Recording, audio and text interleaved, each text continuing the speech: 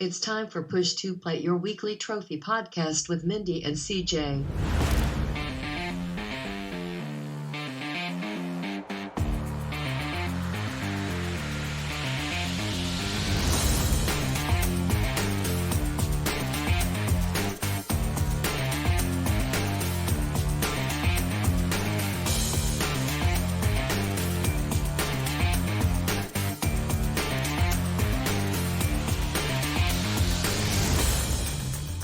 Hey listeners, how are you this week? Sorry it's been a little while, but you know, the beginning of the year, yada yada, whatever. This is an unnumbered episode, not an uncensored episode. When you see my guest today, you will understand why. We are not going to bother with chats about the weather. We're not going to worry about spam games or rat games. This is going to be a much deeper, much more enjoyable conversation. It's going to be unscripted, but not unedited, I think, as we go along.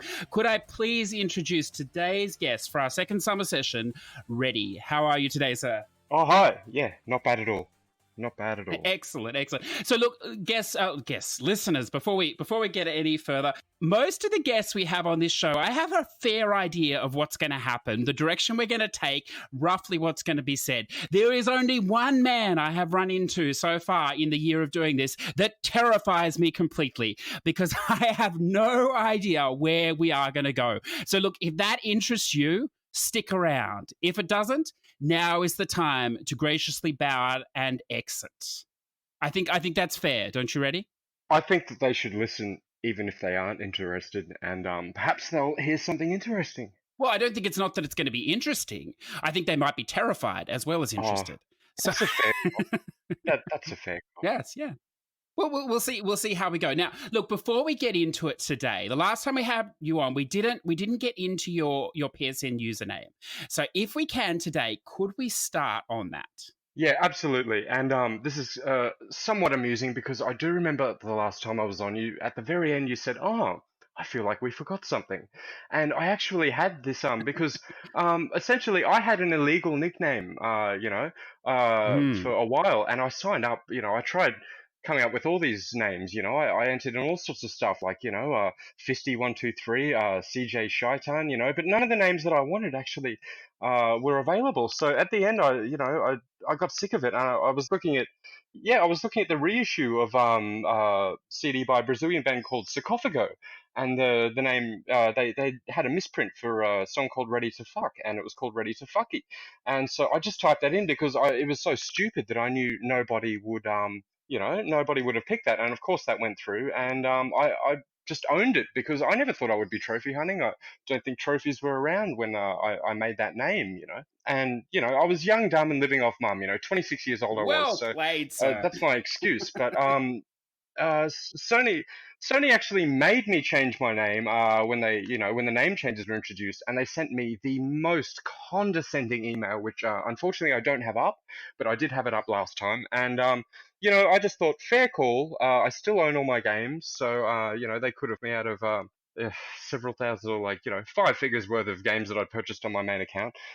So I quickly changed it to Drag-On-Detritus. Now, just before we go on there, can I ask, because I haven't had anyone on that this has happened to, if you don't mind elaborating, was it a situation that you had to change your name, or what did they say? Yes. Well, I turned on my PS4 and it said I had to sign in, and so I thought, oh great, it's a system update, but it wasn't. My name was changed to Temp, followed by a series of numbers, and it just said there was a notice there saying you'd violated Sony's terms of service, and it was the same text as what was written in the email, and I couldn't revert to my name, so I was stuck as Temp until I changed it. So that's how it works. The email was sort of like, to paraphrase, was something like, "You've been a very naughty boy," "You've been a very naughty boy," because Sony UK, I think, send you all the things. So I imagine it in, a posh woman's voice, just reprimanding me like, the super nanny or something like that. So it didn't, I actually had an alternate account called Drag-On-Detritus, and I always liked it. So I just adopted that, but with some dashes, and that That's it. And what that name actually means is it's a tribute to Yoko Taro, who made the Drakengard series, which is called Dragon in Oh, Japan. okay. Yeah, yeah. But it also perfectly describes what I play and what the experience of playing those sorts of games is like. Yeah. So originally, I just thought Yoko Taro. I'm a huge fanboy of Yoko Taro. I have all of the platinums of his games that you can get, and apart from Nier or Automata, which is you can buy the trophies set. The other two, the first Nier and Drakengard, are absolutely just horrible trophy sets to do. Just arduous, just straight up arduous. And Drakengard 3 turns into a rhythm game where you can't see some of the notes, and the song lasts 8 minutes or something at the end for the final boss. A lot of people, it's the platinum blocker. A lot of people complained about it. Someone tweeted Yoko Taro saying, "Why is the last boss so hard?" And he said, "Because it's the last boss." And I just Great love that so logic. much. And yeah, look, Drakengard 3 and Nier both sort of had the sort of story where the gameplay is not that pleasant to deal with, so you really get that feeling of having slogged through something. And I just feel like the payoff at the end, the story, it's an anti-Hollywood ending. They're kind of tragic endings, just really impacted me. And I thought about those stories for days, weeks, months, years after. You know what I mean? Like if I ever think about game stories that are good, of which, there are only a handful that I really think of as like truly good, those are some of them. So yeah, so Mm. I'm really quite happy with it. I mean, it's not, it's a pretty weird nickname. It's better than the last one for sure. But I really like the fact I can, it's an expression of my love of Yoko Taro, I suppose. See, now that is interesting because I didn't know that. Like, to be honest with you, listeners, my intellect at the best is would rival a 5-year-old's. I feel, but I had to look up the word Oh, detritus. Now, it actually means waste or debris, so a decay of mm. organic matter, basically. So, now I didn't think this was such a big stretch for you either. From Yeah. from having talked to you in the past, obviously it's a very negative Mm. connotation. But did you don't embrace that side of it all? You aren't trying to slowly decay yourself with these games, and Oh, I mean that is my chosen lifestyle, but and for better or worse. Uh, but I love these people with so double meanings behind their names. It's very yeah. clever. I don't know how they do it. Well, I'm a big fan of the British comedian Stuart Lee, and he loves calling things detritus. It Mm, was I think that he made a song about Russell Brand's wedding, and it was something about something about being detritus for a modern age. I can't really remember now, but it was that's perfect. fantastic. And I just Yeah. yeah, I always loved it. I always loved the use of detritus outside of that biological term, as a euphemism or whatever else.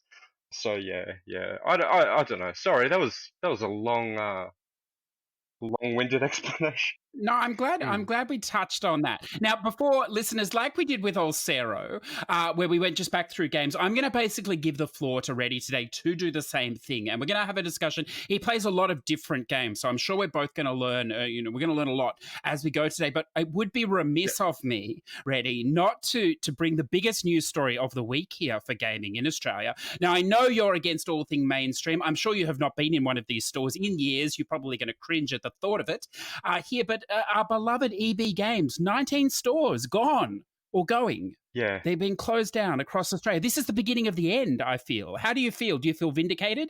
Do you feel happy about this? Or Well, the only stores that are closing in Queensland are in those terrible areas that I would never want to go to unless I mm, was procuring organic medicine. And the Queensland stores that closed were Nala, which is just a terrible suburb with a good fish market, and Underwood, which is a terrible suburb that you can get like a nice rare motorbike or car part from. And if you were going to those suburbs, you'd go there, you get your fish, you get your bike part, and you get the hell out of there. So it's quite all right, man. I mean, I think that the best EB games, on my side of town are very close to me. But uh, you know, I uh, I think they're just going to merge them with the Zing stores or something like that. But at the same time, yeah, I sort of the last couple of years, I've sort of transitioned to digital.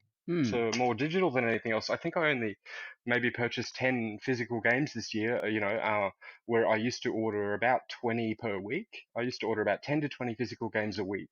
So, Mm. yeah, and the digital ones, obviously compensate for the volume of games that I purchased. But, yeah, because of that, yeah, and you know what? I was just so adamant that I would always just collect physical, and it's such a burden. Just, anybody who has to like move house or even just rearrange their games room will, know this. That it's a burden. So It it's really a bit is. of a moot point. Yeah, it's a bit of a moot point for me, EB closing, because I think maybe 2 to 3 times a year, a handful of titles are maybe the cheapest at EB as opposed to everywhere else. And Mm. apart from that, it's a rip-off to go there, and you don't get sealed games. If you order games online or even sometimes go to JB, you'll get a sealed game. Mm. So when you go and buy a game, you're often touching something that a bunch of dirty little kids or whoever else has been in the store has previously handled. So it doesn't thrill me when I buy a supposedly new game and take it home and I have to, do an OCD style clean of the bloody case just because I'm a germaphobe. That's So yeah, interesting. Now, look, you've touched on it already, the yeah. digital. So I'm going to ask now. This is an expression I Mm, believe you've coined. I haven't come across this before. Perhaps you could explain it to mm. me. Aggressive shopping. I understand this is a new technique for the PSN store you've employed. What is aggressive shopping, and how do I partake? I just can't buy one game at once. It just feels like a waste. Mm, So whenever I do these store buys, I sort of, I'll go on PS prices, I'll look at what's on sale, and I'll usually buy a combination of what's on sale and pardon me, and some new releases, and it's got to be like, I prefer to buy 6 to 10, but on a slow day it might just be like three to five maybe or something like that. But it's just it's very aggressive. I just go in there and I'll analyze every single game that's on sale. And I'll bloody analyze, stuff that I think maybe never will go on sale, and I think, oh, all right, it's time. I'm just gonna buy that, the new releases. So it's just not half-hearted. I guess I use the word aggressive because I come from that extreme middle background, and mm, it's my turn of phrase. But it's a pretty I feel like it's an aggressive way of shopping compared to how most people would go about it. Oh, it's functional. I like it that it's time-saving device. Um, Cold, methodical. look, I don't know how functional it is because every time I buy a batch, there's always at least one game that I'll never start. I won't even start it and get, well, one or two trophies and get 5% out of it. It just sits on the hard drive. It's not a box I can pick up and look at it and admire, like my physical collection of games that I don't touch. It's literally just a waste. So yeah, I don't know. I do seem to have that problem with it, but I've had that problem with physical games too. And when I think about it, I used to always buy those. I would, because I don't mind AAA titles, so I would look at them, the ones that are coming out. And I think, oh yeah, cool, and I'd buy them for $60 to $80, which is usually pretty good at the time. I'd get them from Target or wherever else, save $20. But then I'd buy them and I just wouldn't play them, and I thought, what a waste of $80.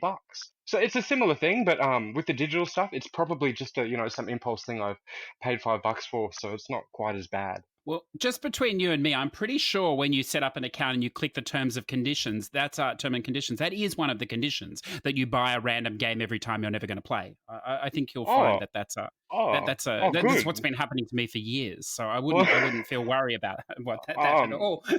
glad to hear I'm simply adhering to the program. That's You are, and fantastic. Yeah. look from looking at this, I think you need to catch up. To be honest with you, so we'll embark more on this aggressive shopping. I like it in 2020. It's the perfect answer to the backlog problem. I feel aggressive shopping. Oh, It'll really bend you over. I have a So front log. Yeah. No, I mean I have games I haven't even bought yet that I'm counting as part of it. Yeah. that's right. Well, look, it's how you handle your front log is very important. Firm grasp and with a quick flick of the wrist, I'm told, gets those games out of the system. So, Mm. speaking of games, look, let's move there. Let's Yeah. start. Where do you want to start? I'm going to throw it to Yep. you. You lead the way. All right. Last time I was on, I was playing Blasphemous, and there was no guide, and I was a bit annoyed by the fact I'd restarted the game maybe four or so times because of this missable or that missable.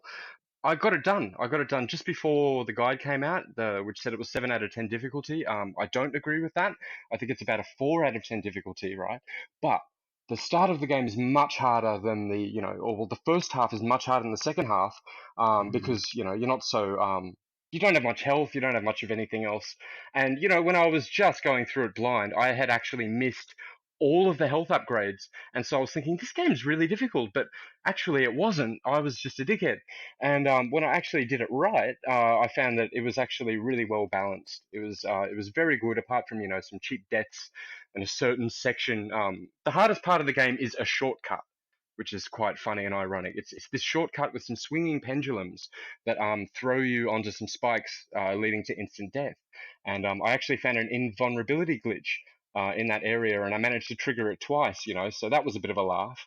But you do have to go through this area for one of the trophies, which is a kind of side mission sort of thing, and that part is quite.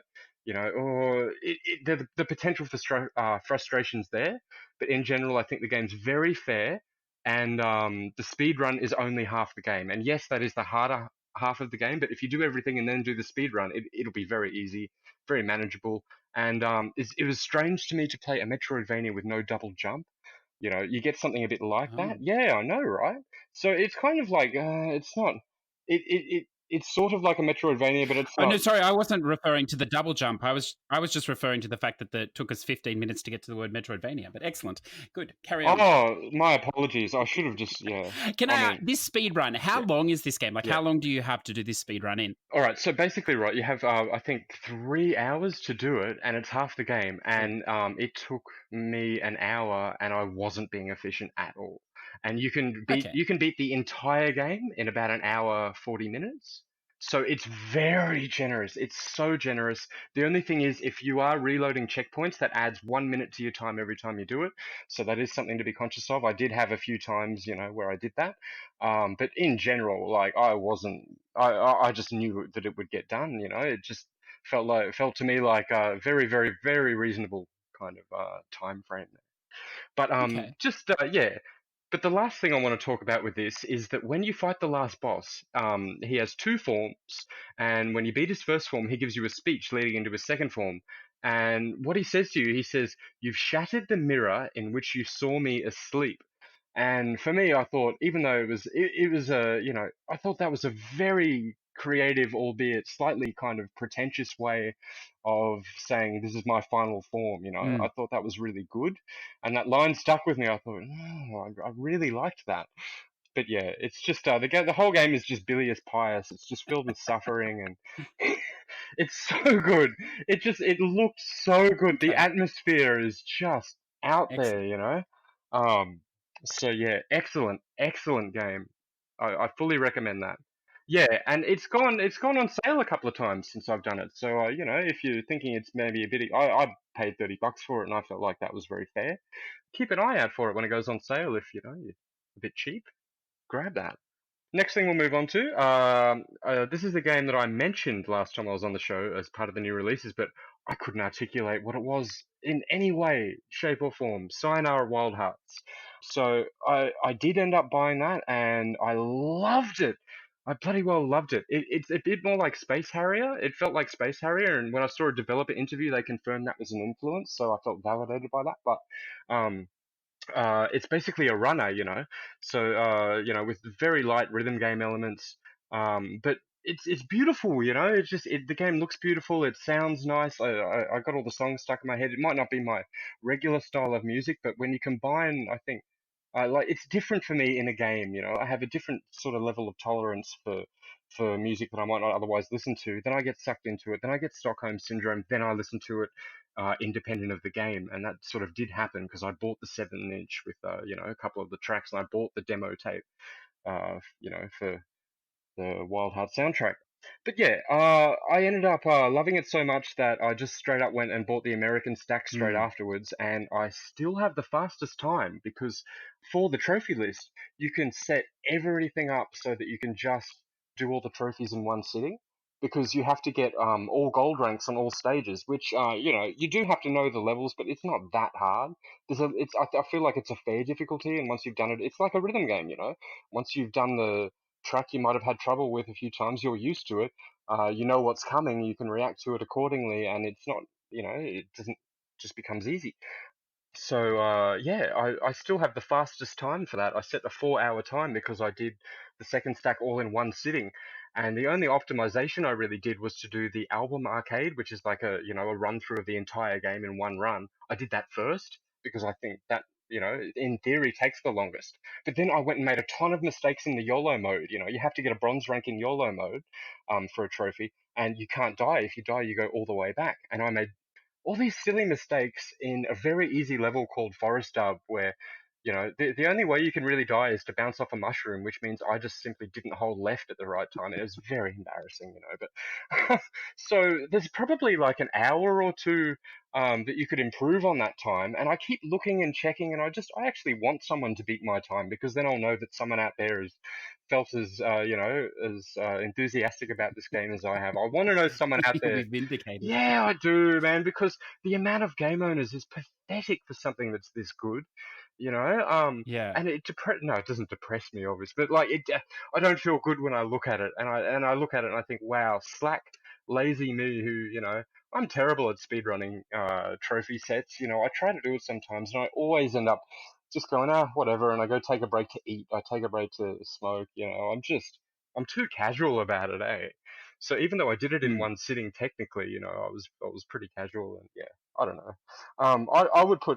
I'd put Wild Hearts in my top three of last year. I really think it's that good. So it's cheap too. Yeah. It So is.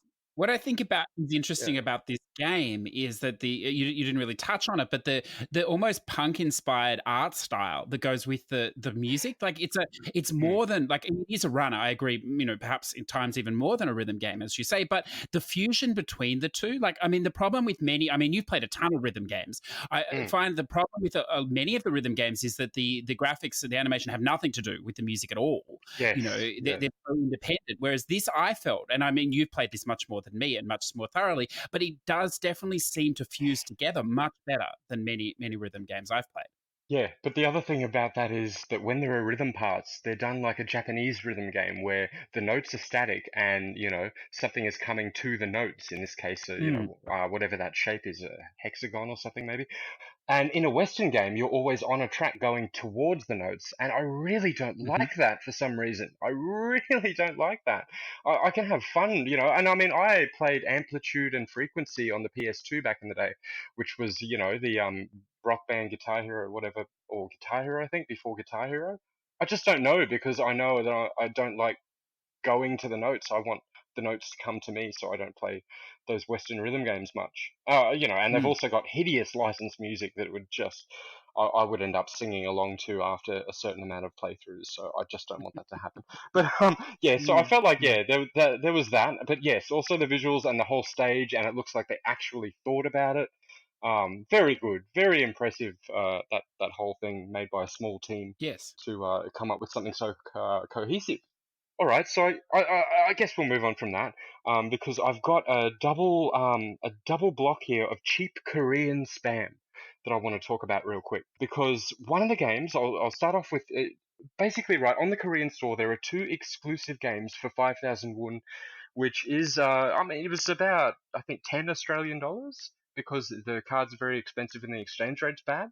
So $5 turns into 10, but that's still cheap. Everything on the Korean store is expensive, and so the first one I did was this Kido Ride on Time, and it's a side-scrolling beat 'em up where they make you grind instead of balancing the game out, and you have to grind. I mean, the game does loop and get harder once you beat it, right? So there is that, but you have to grind for points to upgrade all your abilities to max them out to get the trophy set, and that's why it's a very rare 100% game. It's like 7%, 100% because it's it's a really horrible grind. I think it takes about 15 hours, no matter which way you cut it.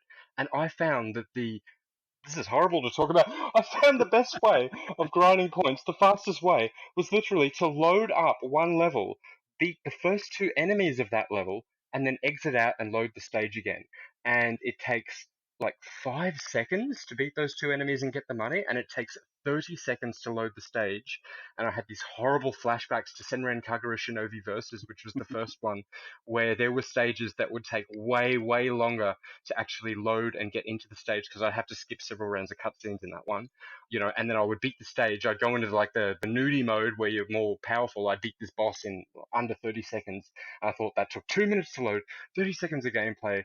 I lived through the PS2 era. I don't want this in my life anymore. Like, so Yeah. I don't recommend, like, even though the actual beat 'em up gameplay is fine and serviceable, I really don't recommend doing this trophy set. It's only for true contrarians, it's really, really bad. So don't Mm. play that one. But then there's this Deep Abyss where there is a trophy guide for this. But this, I've got in my little, I've just been winging this so far and I haven't really read off my notes. But under my notes here, I've just got them in point form. It just says dross and detritus. So I Mm, think that's mm. probably the best way of describing it. It I love that Oh, there is so much yeah. spam on the Western stores. I'm glad that you're finding some of the greatest elements on the Eastern stores as well, because this game is something else, isn't it? It It it really really is. is. Oh my god, dude. Can I just say while we're on that, good trophy tip, you can bug out the trophy for beating the first world if you die during the second half of it. Because the second half of it is this sequence where these red cubes or whatever chase you, and it's like an auto scroller or something almost. Yeah. And I did die during that because I didn't know what the hell I was looking at. And the trophy never popped, and I went through, after beating most of the game, and I realized, and I went, oh dear, I hope no one's looking at my list too closely, don't want to have to do a flag game dispute for bloody Deep Abyss and explain this. So I'm explaining this here, yeah, that can happen, I think you're safe. and that should tell you everything you need to know about how well this game's programmed. But yeah, no, Yes. it's quite bad, but it is an easy platinum. It's not really. I've done worse, So I don't want to. It's not like Kido where I would be like, don't play it. I'd be like, play it if you're desperate for the trophy points. So yeah, Yes. I feel Deep Abyss, not a reason to get a Korean account, but if you've got one, why the hell yeah, not? no, the triple Teslagrad stack is the reason to get the Korean account. I think Teslagrad's quite good. So yeah, so moving on, we've got Furwin, and oh my god, I thought this would be a good obscure spam game, and I wished that it was a Rudder like a game because I didn't want to. I did not want to finish this one. It was just so bad. It Oh. accurately replicates, the 16-bit days of Euro platformers, right? It looks good in a screenshot, and then when you play it, it just falls apart because the controls just aren't there. The level design is, just not there. And for me, I feel like it's a truly bad game. And my definition of a truly bad game is one where you figured out all the tricks and you're making progress and you're still dreading the experience. And I really felt that with this one. It was just so bad. And there's 6 stacks of this. Mm, 6 stacks. I feel like if you do 6 stacks of this, you're a sadist to be proud of. You know what I mean? I would rep you for that. So mm, um, mm. that's another one that comes with an anti-recommendation from me. Just don't do it unless you're, no, I just don't do it. Mm. So we'll move on to Time Spinner, which is I've already mentioned Metroidvanias, but here's the second mention. Uh, on this show, both hosts have done it, but one I won't mention who mentioned that you can't stack the cross-buy, but you can stack the cross-buy. So I just want to rectify that. Oh. It's it's I'm not saying that as in haha I told you so or anything. I'm saying that as in No. hey, you can get an extra trophy set out of this. And you know what? I actually I took that at face value and I just assumed it was right because when you load it up, it says, on PSN that it's a PS4 and Vita shared list. It says that on PSN. So when I went to play, I actually did the Vita version recently as well. And when I went to play that, I just was going to see what it was like. I didn't expect any trophies to pop. And when the trophy did pop, it kind of pissed me off because I had to go out in a few hours, and I would have liked to have actually gotten a good time for that, and maybe tried to do it in one day, over 2 sittings, and instead I had to play it a little bit, go out, come back, and it was like midnight, and I couldn't really play it much, and then I had to hammer it the next day until I got RSI, and it was painful, and I was yeah, man. So you're telling me, so this game, is it cross-buy then with It's PS4 and Vita, or cross-buy, is it two yeah. separate? It's Okay, it no, is. it's Yeah. cross-buy, and you get 2 platinums out of it. Even though Ah. it does say, even though when you load it up, the list on PSN, it does say it's PS4 and Vita together, but it's not.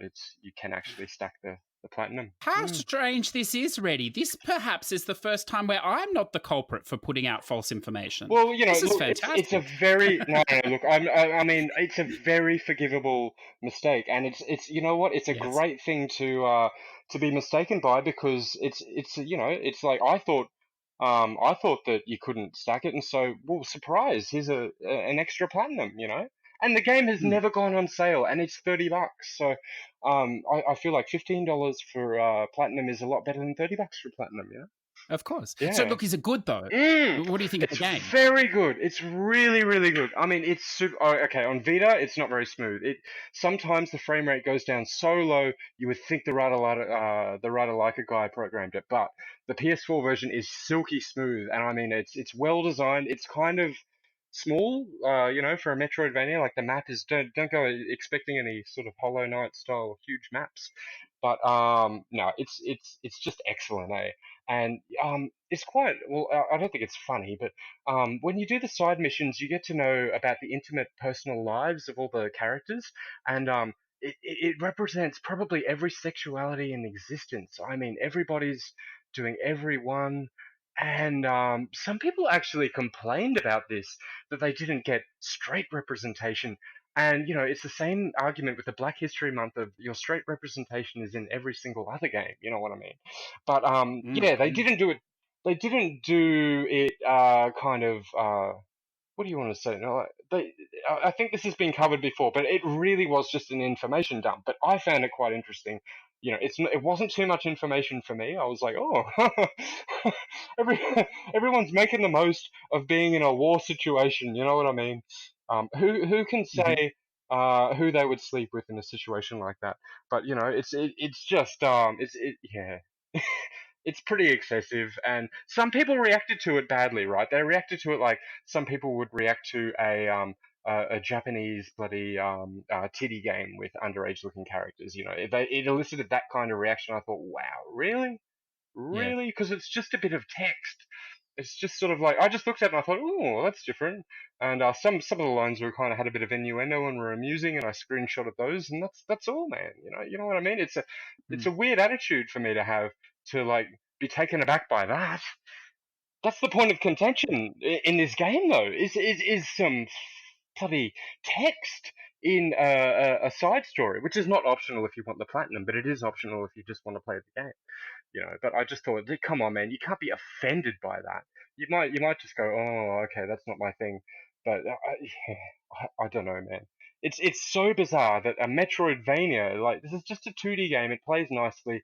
That should be like the full extent of the analysis, but because they added these things in there, and then maybe they did it, in a way that could have been done better. There's this debate about it. Like, if you look on the Steam forums, I just looked at the thread and I just couldn't bloody believe it. I thought I was reading one of the left wing forums, but it was on the other side of the political fence. And I have the least popular opinion of when it comes to this sort of stuff, in that I just don't care. I wish the politics would get right out of the games, unless they're going to do a story that's actually well done. Hmm. Well, that's it. I've heard many recommendations for this game then. So with the drama aside, obviously, that's good. Oh, the actual Yeah. game is very good, yeah. And I mean, you wouldn't have a bloody issue with it. Most people wouldn't have an issue No. with it. No. I Oh, look, the leftist side on gaming media and everything. I mean, what more could we it's possibly say? it's just very bizarre. It's very bizarre. Yeah. Why aren't people just happy they got a nice smooth Metroidvania for a pretty reasonable price? Look, And yeah, exactly. And 2 platinums. What more could people two want? platinums, yeah. What a surprise one. So Yeah. yeah. So Anyway, I good. fully recommend that. Go out and buy it. It's never going to go on sale, so just pick it up. You know. So yeah, moving on. We've got Focus on You, the VR, the Korean VR game where what do you do exactly? I guess you get. No, what is it? It's just it's kind of a nice, innocent kind of story about teenage love, maybe, I guess. Um, it just there's nothing really too skeezy in this. There is a bikini costume or whatever that you can put on the character, but for the most part, it was just very nice. It was very innocent and sweet, and it just made me think of how in North Korea they smuggle the South Korean dramas, in USB sticks. And I mean, it's something illegal that you're doing, and I don't think they'll throw you in a camp for doing so, but it's still an illegal thing. And I'm like, wow, they're doing this for some entertainment or whatever. But I get it, I get it. If the bloody South Korean soapies are as even half as interesting as the Focus on You story, which I thought was quite good, then I understand why they do that. Thought it was quite sweet. Now Yeah, yeah. this is the girl in white dresses game, isn't it? And the photography Well, game. yeah, I didn't Yes. pay too Yeah. much attention Yeah. to the costumes. I'm pretty trophy No, minded. well, look, it's rare that they're wearing anything in these games. I know, Oh so no, it's I mean, it is yeah, it is what it is. yeah. Can I ask you about this game? These games are not cheap; they're notoriously It really expensive, wasn't. or whatever Yeah, else. it really wasn't. It was on special, and I paid Oh, okay. $40. You know, um, Yes, that's what I mean. They're for never cheap, are they? for These no, games. yeah, Yeah. $40 for 100% game, just 100% list. Mm, And that was on special. on sale. Yeah, so when the Yeah. DLC came out for $20, and I thought, why does this need DLC? Oh, now I was going to ask you this. So Yeah, the DLC is not free; you no, have to it's buy it as it's well. $20, so Oh. I still spent $60 on the game. Sucks to be me, huh? Can I ask? So, what does the DLC add? Is it more of the same Oh, or I nothing? was hoping for some story. Oh, There's no yes, story. yes, There's a yeah. little tiny bit at the start where you have a phone call with her. You find out she has a brother. She's sleeping on the phone. She somehow managed to pick up the phone, but she's sleeping for the first part of it. So you just have to sit there for 2 minutes. It's very annoying, eh? Because it is a VR game, and you're thinking, "Come on, dude, I'm killing my eyesight for this." But yeah, it's weird, right? Because for the DLC, most of the trophies revolve around it's a studio, right? So you go to the studio and you do the photography. That's what the DLC is. It's a photography studio, with the tiniest bit of story, right? But most of the trophies revolve around the options that you pick. So you can say, oh, would you be able to, do this? What if you use that prop? What if we go move over here, etc. And there are different options. So, you go through those. And one of the trophies, the rarest one or whatever, is just for exiting and entering the studio over and over again. Mm. And that's all that it's for. And I just, oh man, it's a bit of a downer on what was otherwise like a really good experience. The main game was really good. I actually do recommend it. I'd take it over Summer Lesson any day of the week. It's much better than Summer Lesson. Yeah. This is what I was going to ask because there are a few people that are partaking in this focus in you for the disgusting behavior of trophy spamming at the moment that I have a feeling have no idea about what's going on. But with you, I know you're a connoisseur of this class. Now, how does this compare to the infamous summer lessons? Oh well, it's much better because it's you actually have a story and you actually have a lot more different types of backgrounds to look at, and there's an underwater section where you have to go and look for Yu's ring. That's the name of the character, Yu, Yuu, and Mm. yeah, so I love underwater stuff. So it doesn't take. I'm easy to please. There's a bit of underwater stuff. And I'm like, yeah. I just felt like it was a much, much better experience. It only takes you about an hour as opposed to 6 hours of monotony. It's 1 hour Mm. of something that's good. It's so much better than Summer Lessons. So yeah, you could play it just as something to experience. You don't even doesn't even have to be expensive trophy spam. No, no, that's right. Yeah. And as you say, focusing you VR, it actually plays, from what I played, it plays well in VR too, doesn't it? I thought it was Mm, mm, reasonable. So mm. that's impressive. Yeah, Can I ask now? I don't know if there's mm, more you want to say on that, please do. Otherwise, I just noticed a game that I've never heard of here, and it has a yeah. fantastic name: A Chair in a Room. Are you going to talk Oh, about this or not? I I am, yeah. Oh, It's good. the Excellent. I've got one game. Like the next game I had was Apocalypse Rider, and Let's do I'll that. just go through that super Mm. fast.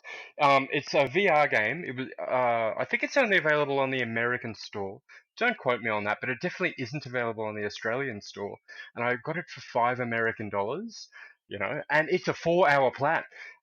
And all that you really have to do, you're just driving down a highway. It's got a nice low poly look, and I really kind of like low poly roads and cars for some reason, like because I like arcade races, and they don't really make arcade races now. They make bloody sim races, Hmm. and so the low poly look reminds me of a better time with me and my racing. So A I like that, simpler but it's time. not. Yeah, it's it's not a racing game, but like No. there's only one trophy that really might take you a couple of retries because you have to basically drive in the middle of the road and sort of dodge between cars until you get to a truck, and then you have to go left a bit. And all that you really do is just move along. You go left or right, and you can, because you're on a motorbike, you can actually turn your head to lean. So Yes. that gives you more of a, yeah. So that part was cool until my neck got a bit sore after playing, because I played it all the way through. I just played it 4 hours straight because I go really hard at VR. I just feel like VR reminds me, it gives me back the excitement that I just, it's so hard for me to get excited about games. I played thousands and thousands of them. I own so many systems. And, the first time I fired up VR, it actually felt like something new and exciting.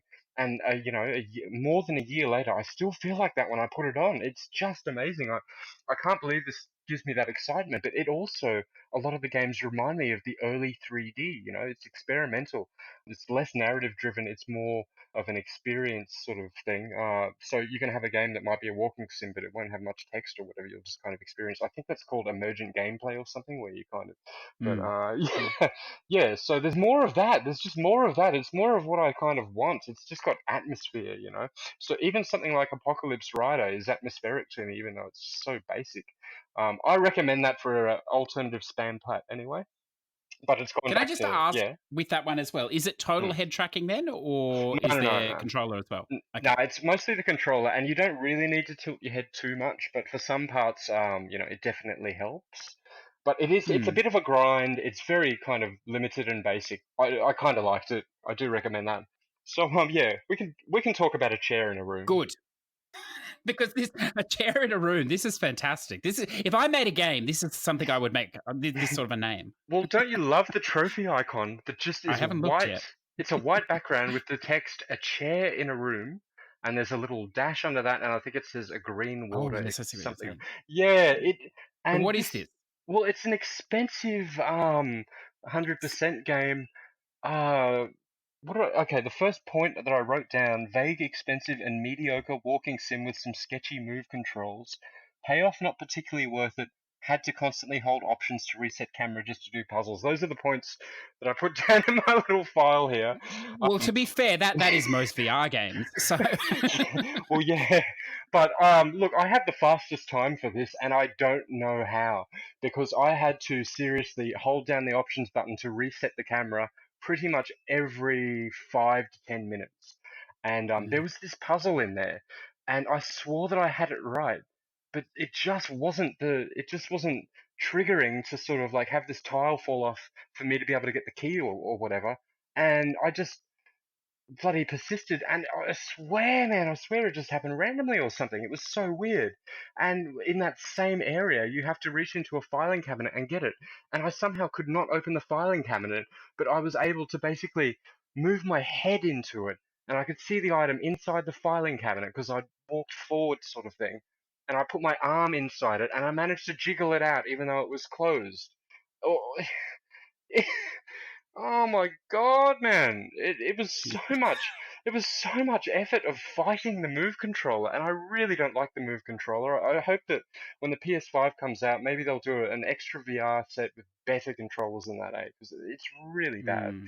Um, but yeah, I kind of with this walking sim, with this walking sim, with this game, the story was kind of interesting. It was sort of about this stuff happened, like this is murderer, and then it's you, and you're kind of walking through the memories or something with these like little bits of psychology sessions between it.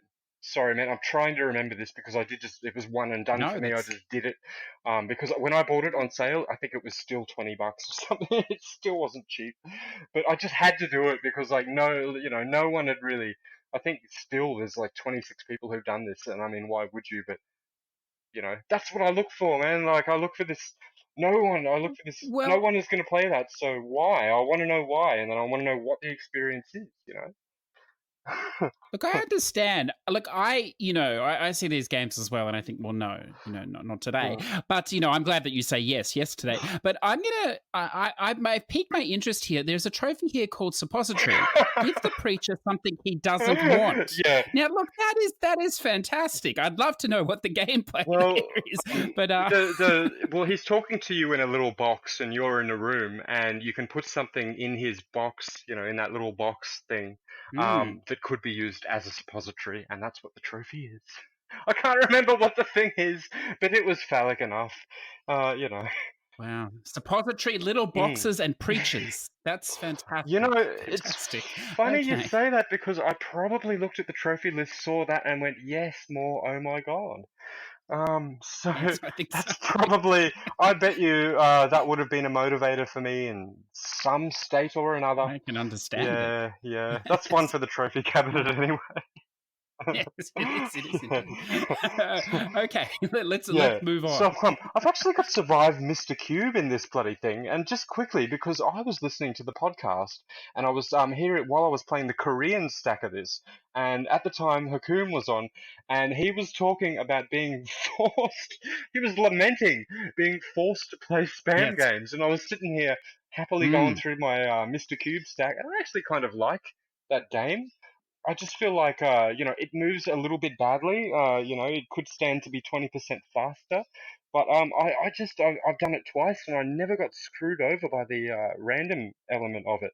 I got a good build the first time mm, around. The first time I ever played it, I finished the game and got most of the trophies. And like I think dying 5 times was my last trophy. And the second time, I think I had to cycle through maybe 3 different characters and I got until I got a good one. So I've heard stories of people like mm, spending 5 hours on this, and that would piss me off. I probably wouldn't want to go back to it. But for me, just spending like an hour or 2 hours respectively, it's quite good. I'd probably stack it again now that it's finally getting, to a good sale price.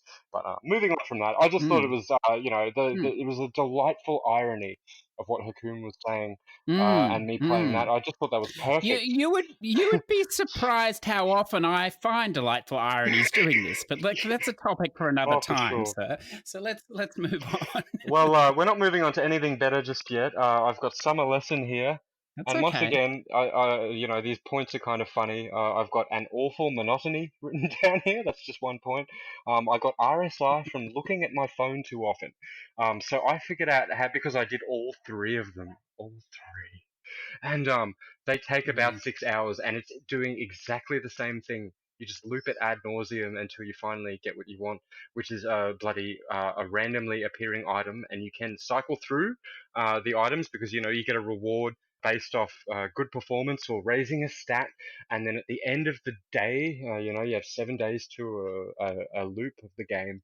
At the end of that day, you might get the lucky item, and it's just horrible, man. And they improved it in the Allison and the Chisato ones, but the first one that came out is just so bad. And so I came up with this thing of playing it with the VR set off. I just pick it up and bloody tilt it to pick the options I needed, and I basically went on my phone for the whole day of doing it. Until I got RSI. I literally got RSI from holding my phone and scrolling and reading stuff. So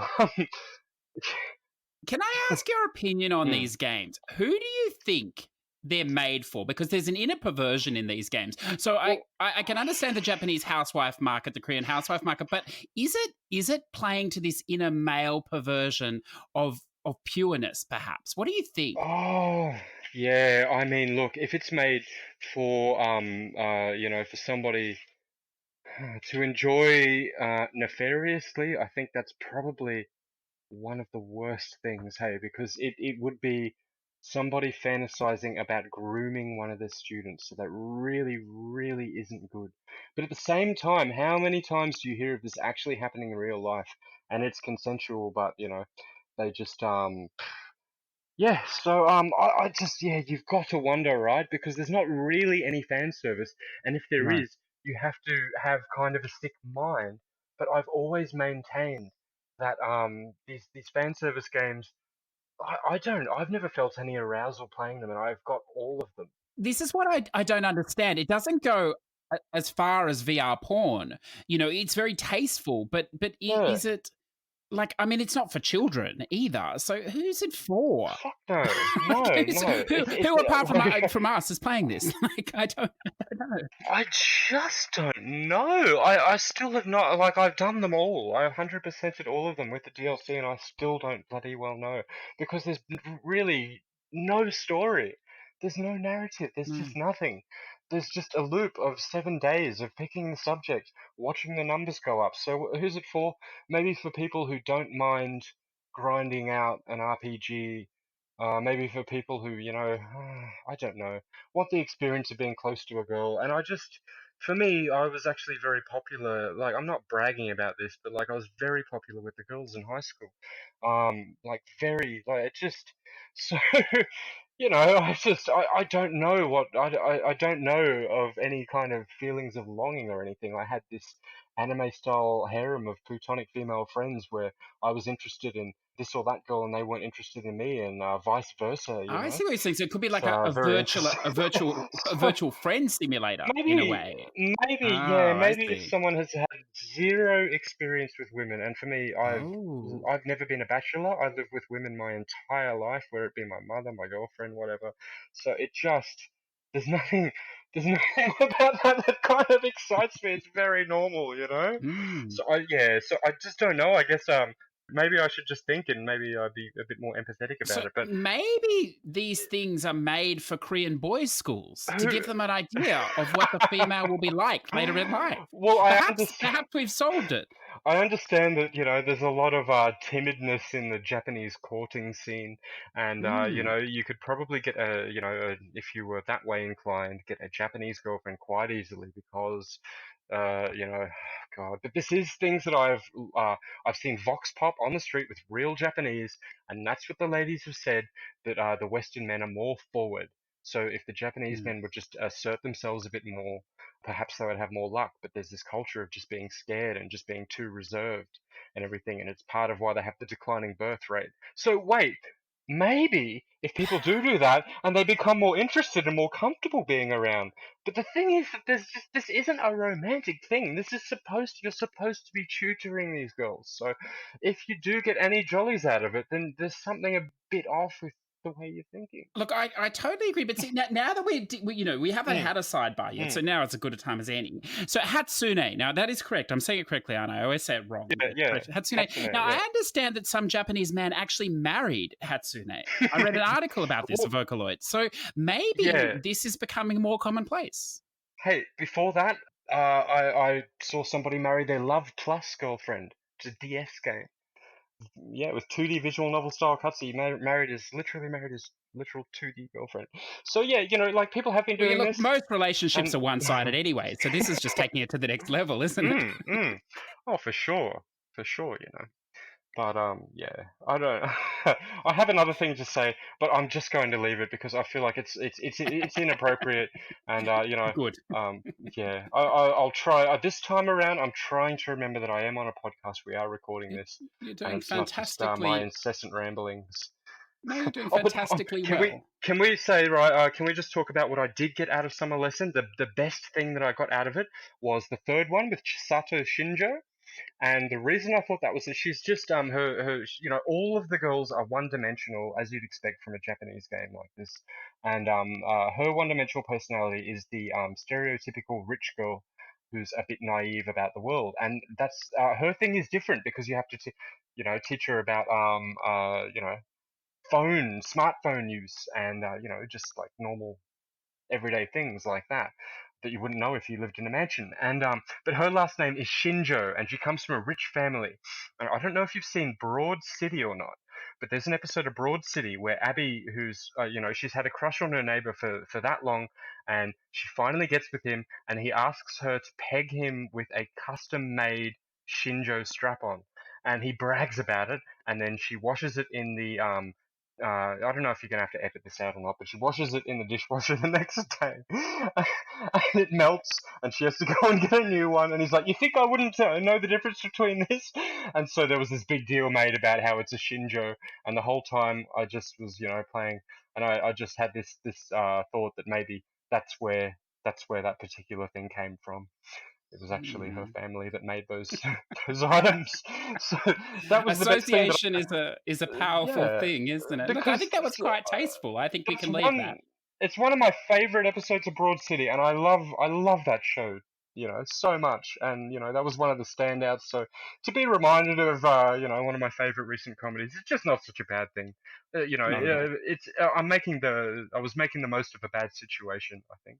Look, I think, to be honest with you, Reddy, I think we pretty tastefully handled that section of this show because that's where we were going to go off the rails, I think. And I think we've done okay.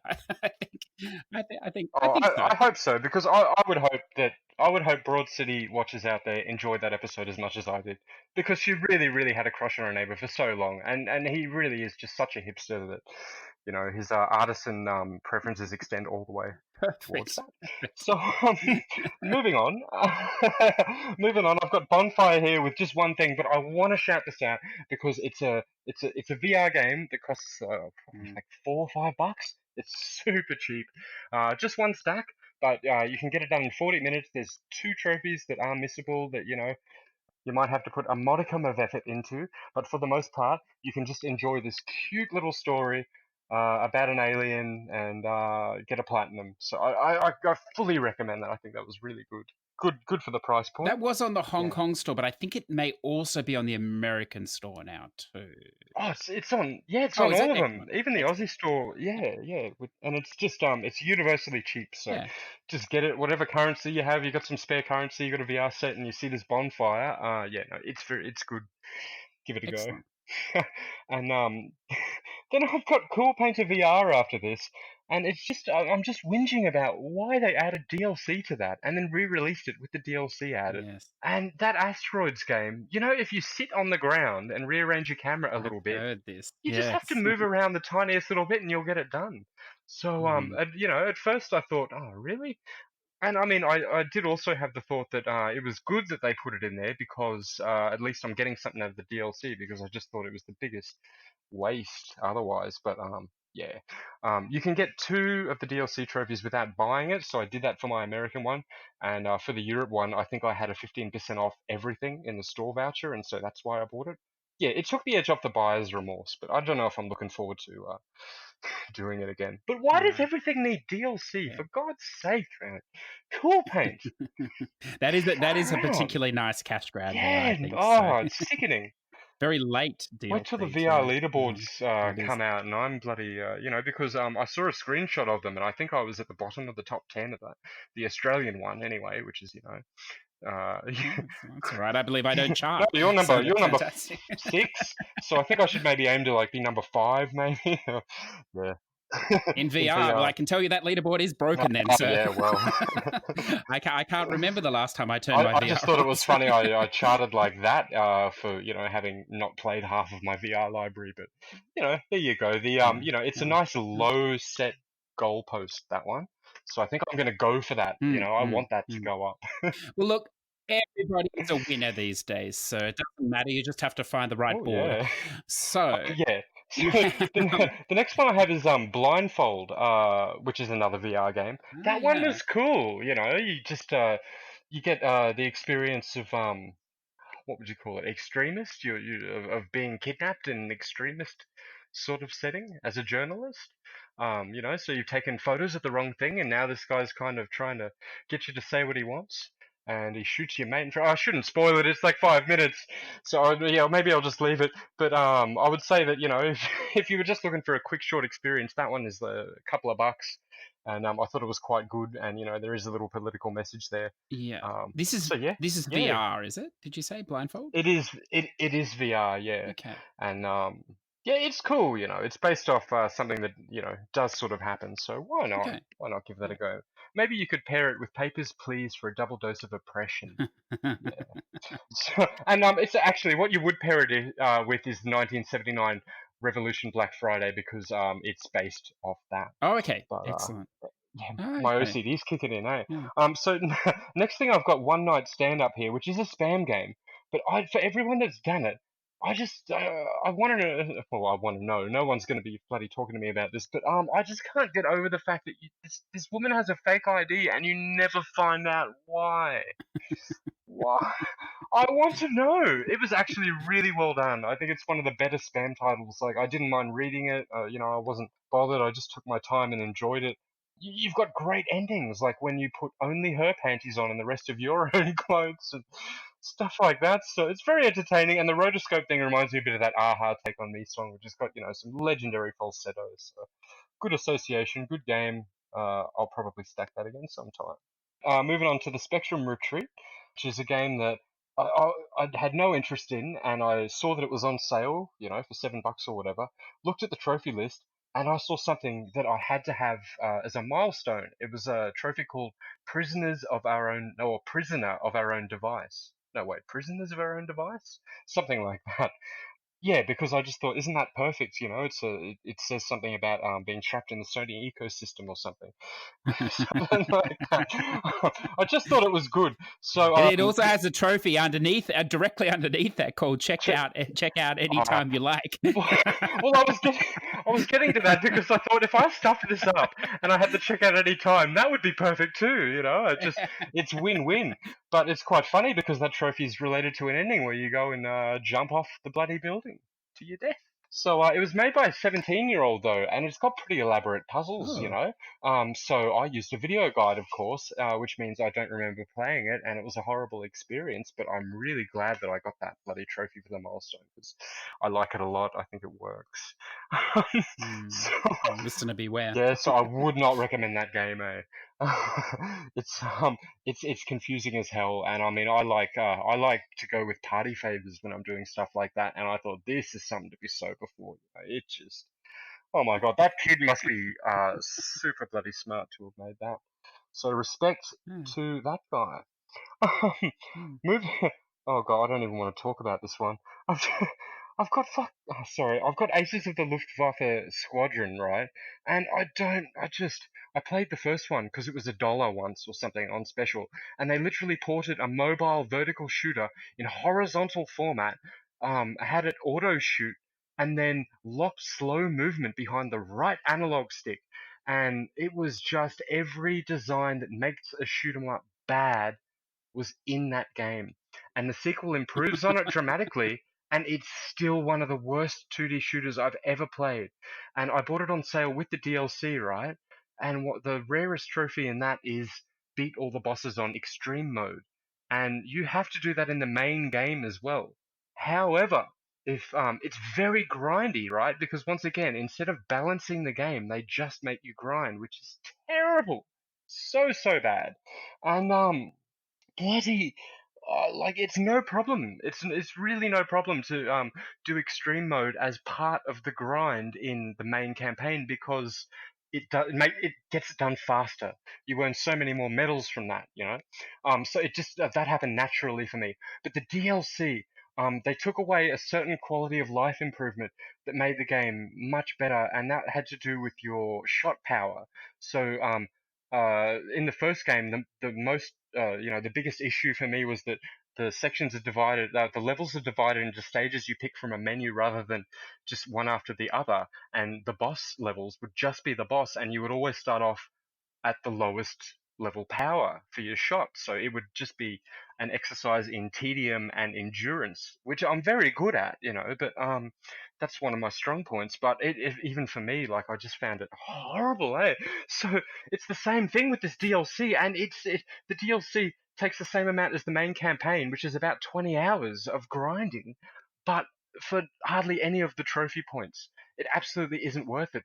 And I got right to the end, and all I had left was the last boss on Extreme, and I somehow ran into an invincibility glitch.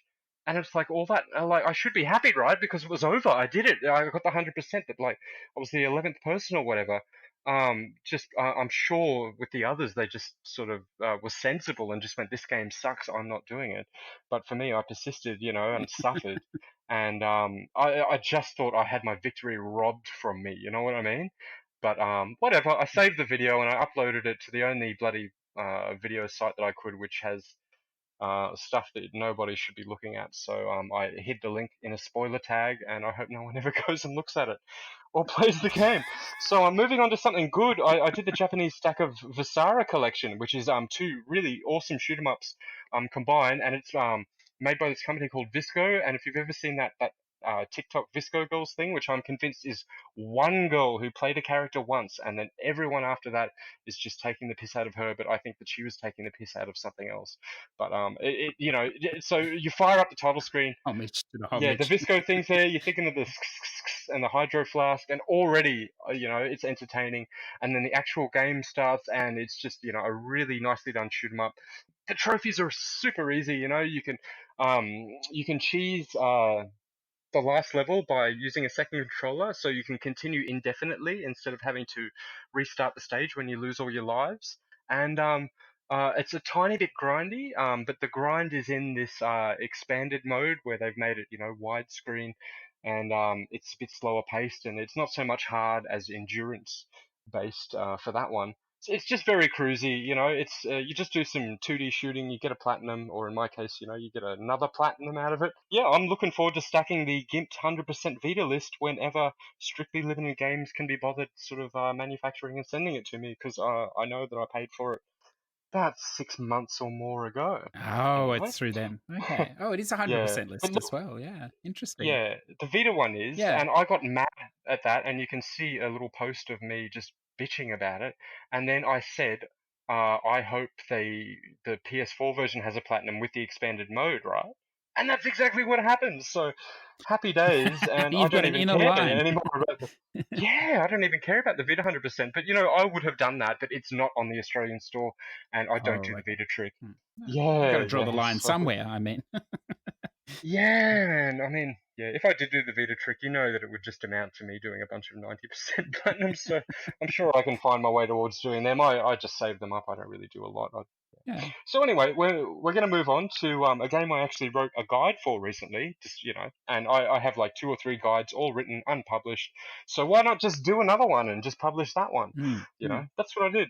It's called Horror Sense Daruma-san ga Koronda. It's probably the best Japanese VR game to date. I think that's not a very high bar. Most of the time you pick up these Japanese VR games and they really aren't very good, but this one is just perfect.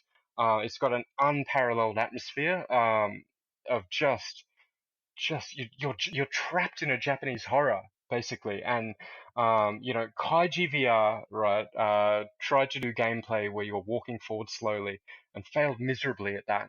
Whereas this game has the same sort of thing. The gameplay is walking forward slowly, but they perfected that and they did it so well. That's what you're doing. You hold circle to walk forward, and this Japanese horror child just bloody, starts chanting, Daruma Sanga Koronda, and then you get closer and they turn demonic, and the voices just get so hideous, and I think I described it in the trophy guide as a cacophony. That's what it is, and if I even said in that guide, if you're used to special interest music and harsh noise, then I was gritting ear to ear because I'm completely desensitized to the harshest of sounds. I just thought it was beautiful. I thought it sounded just delightful. Yeah, See, uh, now that you've given me that description, I'm quite interested. But the description yeah, you've written on the guide yeah. here, do you have what it takes to hold and release the circle button in irregular intervals, Yep. in addition to keeping your head still while your VR set is trying to psych you out? So already, Oh. that's a massively long sentence. Congratulations. What's the sense in this horror? Yeah, Trophy points, of course. Look, I love fucking with the people on profiles more than anyone. yeah. But what, like that? That's exactly what Did you? that describes That's the gameplay. the experience Oh, to a T, okay. because In a nutshell. because once you do the 2 main games, you unlock this I think it's called lunatic mode. I just call it the extra mode for the sake of convenience. But in lunatic mode, when you move your head, like you have to stop after the kids have stopped their chanting, right? So if you move your head around in a normal game, no Mm. worries. But if you move your head around in this extra mode, that's it. The monster comes down and grabs you. So when you've stopped half the time, something, you'll get a jump scare. Something will just appear in front of you, or like these arms will come crashing through the window. And that's what I mean by your VR set is trying to psych you out. They're trying to get you to move your head and fail the lunatic mode, you know.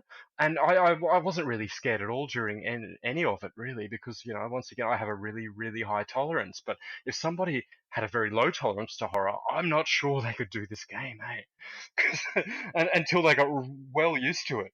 No, this sounds good. I'm quite interested in this.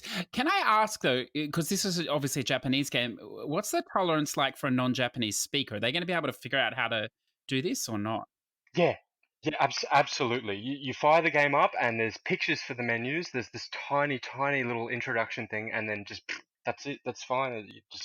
You just pick from pictures. You don't even, Okay. So yeah, it's one of the most import friendly things I've ever played. I mean, like, completely. But it's not available on any store apart from the Japanese Mm. one. It's never gone on sale, and you'll pay over 2,000 yen for what boils down to 7 minutes, up to 7 minutes of gameplay. Because it actually takes 3 minutes to do if you do it perfectly on the easy ones, and maybe 5 to 7 minutes on lunatic. But Okay. the funny thing about this is, after I wrote the guide, I thought, I wonder how long it would take in one sitting, because my timestamp on my main account is 5 days, due to the fact that I had to work. I had to go to my stupid job. And I was playing it through, in a week where I had to go there like a regular Mm. person. Because I have like hours I can sort of like, I have very flexible kind of. But anyway, yeah, so that's why it took a while, and I thought, how about one sitting? And I got it done in 40 minutes, making one mistake. Oh, So if you made okay. no mistakes, you could get it done in half an hour. But I set the fastest time on an alternate account. I mean, you should be doing that the other way around, right? But, Oh, that's I don't give a interesting. shit. I might look into this. It's up there. If you go Yeah, and yeah. yeah, if you go look on the leaderboard, you'll see my Hong Kong account with the fastest time. And Interesting. Interesting. I Okay. don't know. But yeah, look, it's beautiful. It's a beautifully horrific, hideous title. Can you just give us the name of that one more time? Oh, it's called Horror Sense Daruma-san ga Koronda. But if you search for Daruma, which is how do you spell that? Daruma. If you just search for Daruma in English letters, so on the Japanese store, you'll find it. Oh, okay. That's a If good you tip. search for Horror Sense, you won't find it, even though Horror Sense is written in English characters as the title description. Yeah. So go figure. It's hard to even find this damn game, you Yeah. know?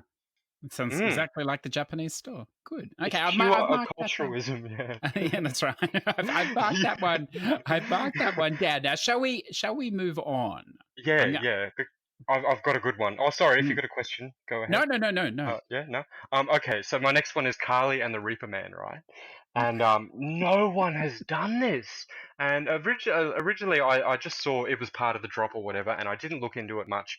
And then I did eventually look into it, and I went, "Oh, this is a VR game. This is actually looking really cool." So I became interested in it after hearing about that and seeing a gameplay video, which looked quite good. And it's designed to be a two-player co-op thing, but I actually soloed like all of what I've done with it, and I'm currently at 94% with only the last two challenge stages to do. Um, the reason I haven't done that is because there are 999 collectibles in the game, and you have to get all of them, and they're in the Mm. challenge levels, they're in the normal levels, and essentially they make the stages, of which you have to do sets of four for the main thing. They're in the hub world, which sometimes is like a stage to get to the set of four stages, and then they're in the four stages themselves. And if you miss one, even if it's the last one on the fourth of the fourth stage, you'll have to replay all of those stages again. And to get some of those collectibles, you pretty much need to either be super switched on or have beaten the game and know the techniques to be able to do it. So it's a chicken and the egg situation of you're not going to know the correct techniques to be able to stack the blocks in a way that'll let you access those things until you finish the game. So essentially, like it's kind of a playthrough. It's a two playthrough That's thing. one a hell of a way to It's get replayability in, isn't Yeah, it? it really isn't short either. It takes about 6 to 8 hours or something like that. Mm. And with the actual, and you know what, man, this trophy list actually annoys me because the challenge stages were not that hard. I actually found them to be a very fair challenge. I enjoyed them. I enjoyed doing them. It really annoys me that I can't, because the trophy is just for beating them. It annoys me that I have to do all this stuff to unlock it. so that I can do it. So I don't have the platinum yet. And only one person did it on the EU stack, and only one person did it on the NA stack. And what I thought I might do is buy the NA stack, right? I've heard you say this before, I'll just do another stack. And I thought, well, you know what? I might just do another stack. And this time I'll be meticulous about it, and I won't beat the levels until I've collected all of the collectibles. And I think I might be able to get it done then that way, and then I'll go to my one that I have at 94%.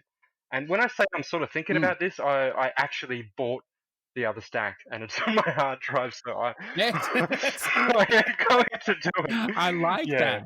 Yeah. I think there's a lot of power in that because I recently picked up the Japanese stack of Control, partly because I want to play the game, but also because in the EU stack, I have one trophy left where I need to get the guide, which will probably take 5 minutes, and find 5 secret locations. But rather than do that, I was like, well, look, why don't I just play the whole game again? I'll have to do it for the Japanese, and then I'll just quickly jump over and do the EU as well for the last 5 minutes. So I think there's a lot of power in that. Yeah. And it's very good for the trophy points, as well. Look, we're onto something. And Sony love us for doing it as well, That's right. But yeah, hey, essentially for the game, right? You sort of the solo one involves you sort of you've got gyro controls, so you'll move your controller around, and control a pair of giant hands, and you'll control Carly with just the analog stick and X, and everything else revolves around moving the entire level around or moving the hands of the Reaper Man around. And you pick up the blocks, you rotate the controller, and when you stack them, there's like a physics engine there going on, so that if you stack them badly, they'll topple over. There's a bit like Jenga or something, and they just have you get so creative with this, And there's no guides, there are no videos. I had to figure it out all myself, and I definitely felt just a little bit smarter after figuring it all out. Smarter or a smart ass, I don't know, but the game really made me happy, and I did spend. Unfortunately, because of the way the controls go and the way my camera's set up, I probably spent about an hour doing the last section of one of the last levels because of the tracking. Because you have to line up about 12 blocks and stack them horizontally and vertically, and the blocks disappear after a couple of seconds, and you can only hold 2 at once. And if you twist the controller to a certain extent, it gets messed up. It gets really messed up, and it ruins your run of that particular thing. And oh my god, man! So I'm just not looking forward to it.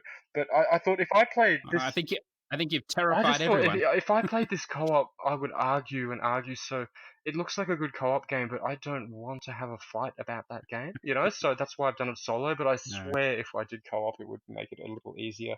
But it's not like the Medusa game that was super simple and everything. This is really, really like you'll put in the amount of effort that you would put in for an ultra rare plat. But because nobody has this game, you'll get like a 12% plat or something. But you'll put in more effort than most ultra rares, or that I've done anyway. So yeah, so I recommend that. I think like a lot of people, if you're interested, I should get on that. I'd love to see I'd love to see the game with at least a few hundred owners. For God's sake, it's a very good creative idea. It's very well executed, and look, like the story is very minimal, but it made an impact on me because you're freeing people from their purgatory. You're freeing these spirits from their purgatory, and throughout the stages, you like get dialogues, like bits of dialogue with these crows, and that dialogue is supposed to be from the spirit of the person that you're going to help out. And halfway through, one of them was a bird, and I really like birds, so I was like, oh, it's a bird. And then another one was a pregnant woman who said she never got to see. She just wishes she could have heard her child or something, and I just went, oh man, you know what I mean? Super sad, that one. And the fuck, just sorry, but the very last one is Carly herself. And then I'm like, oh, this is the one sort of moment in games where it's always going to make an impact on me because I've gone through such a slog only to release my character. You know what I mean? Not really a happy ending, just actually going on. You know what I mean? I'm like, oh, damn. And they did that with such little dialogue, but like those moments were so strong that I just think that's like a really kind of rare and valuable thing that I always rep when I hear that. Yeah. I think that's a really important thing you say though, because there are so many of these games that are just getting left by the wayside because either people are playing the triple A's, they're playing the A's or B's maybe, and they're playing the spam. But a lot of this stuff, it's just nothing, and it is a shame. So it's good. I think you're doing it a good service by selling. Yeah, that game was incredible. It really was. It was really special. So I recommend Excellent. it. Excellent. Yeah, and all right. So I've got a little double Mm-hmm. thing here because it's VR again. It's Gungrave VR, and it was described as the worst VR game someone had ever played. Well, whoever that reviewer was, right? I bought it in a bundle with Gungrave VR UN, and I think I spent about $8. And normally it's about $40. Mm-hmm.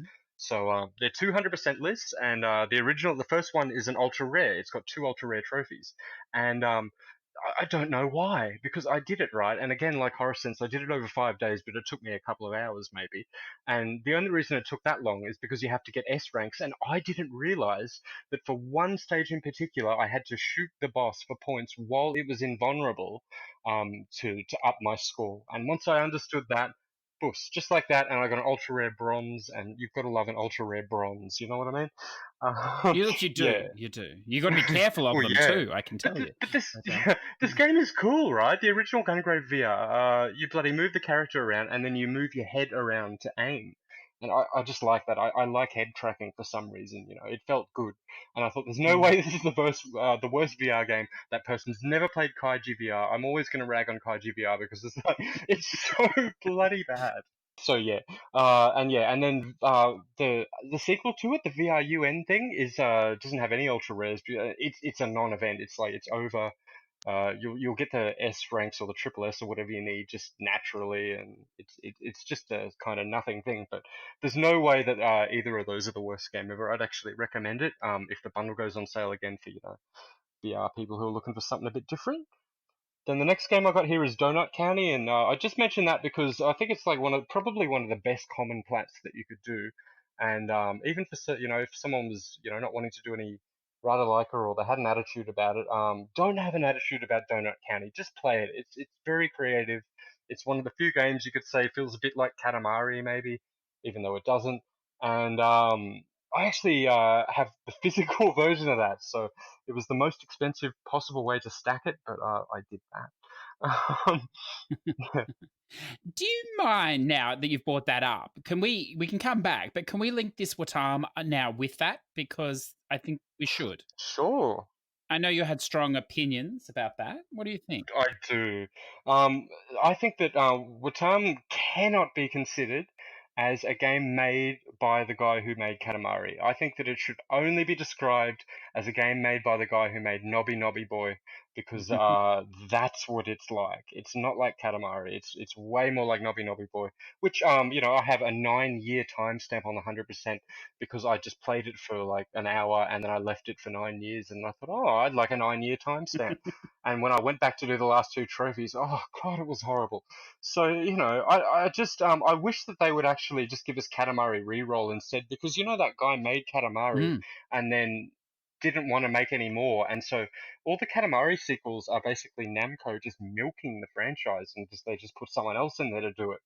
I would gotcha. rather that though, I mean, I'll support. I like to support original ideas, so I don't have any buyer's remorse with Batam. I did buy it at full price on release, but I'm not going to. I'm going to wait, for a discount before I stack it.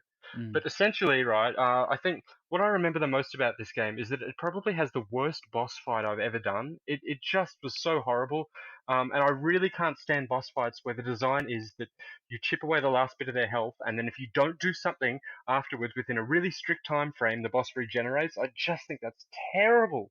And what I think I screwed myself out of doing it well, because you basically have to get four body parts to fill in the face of the boss, and so you have to stun it and then climb up it with the body parts.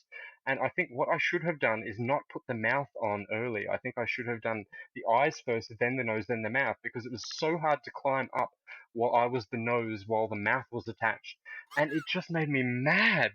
But apart from that, the game sort of fell apart anytime I ever needed to move with purpose, and a bunch of times I would just want the characters to I just wanted them to stay still, and they wouldn't, and it made me mad. The game actually made me mad, and it should have been this happy experience, because in Japan you have these or like Japanese games, they have these, they call them Kusuge or Bakage, and that's like shit game or stupid game. And I think there is a big difference. And I thought, this is more of a stupid game than a shit one, but it really toes the line. It's Mm. sort of, it's maybe both.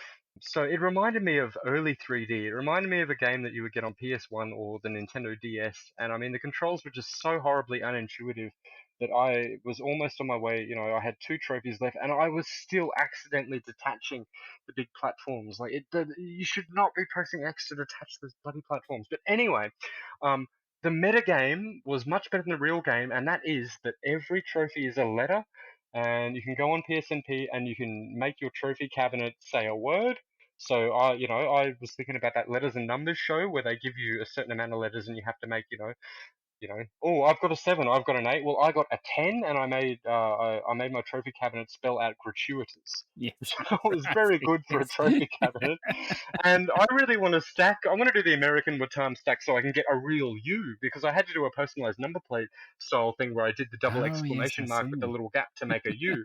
But I would get another one, and then maybe I could even have a different word or something. But I just think that that's a brilliant feature, and it's Mm. probably the best thing about the game. And I don't want to rag on this, but it was so unpleasant to play, and I'm a very calm, tolerant, patient person when it comes to like games a lot of the time, but this just pushed me, really, really did. And Mm. I played Goose Game at the same time, Mm.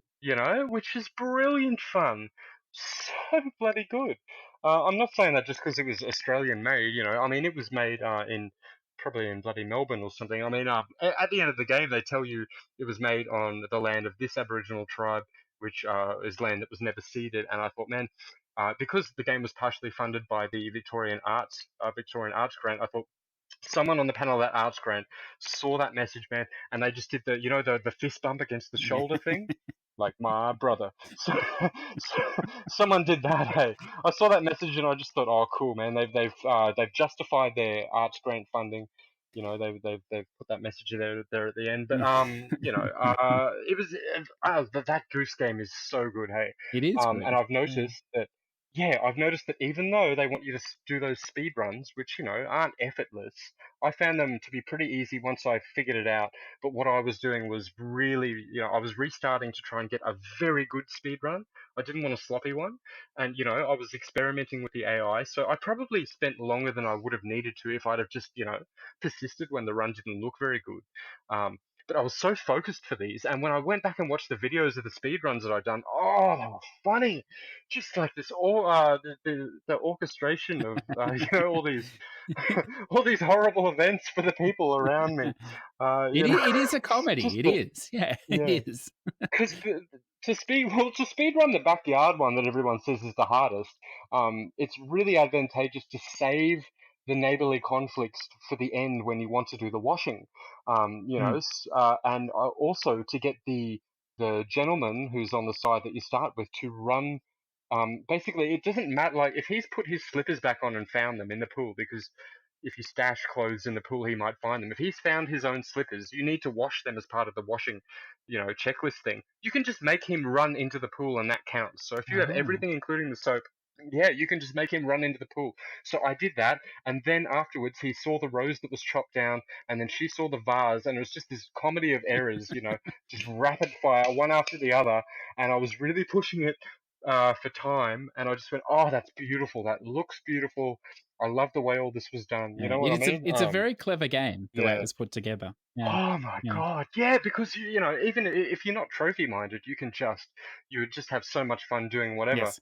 And I remember that I think you told me that you put a bunch of things in the river at the start, and I kind of laughed a bit because I thought, oh, were you putting the things you were supposed Yes. to be making Well, a picnic well, with?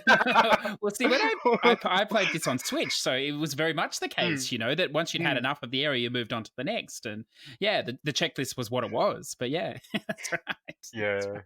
I mean, in real life, I think geese are quite mean type animals. Terrifying after that. They're rogues, so I think it's appropriate.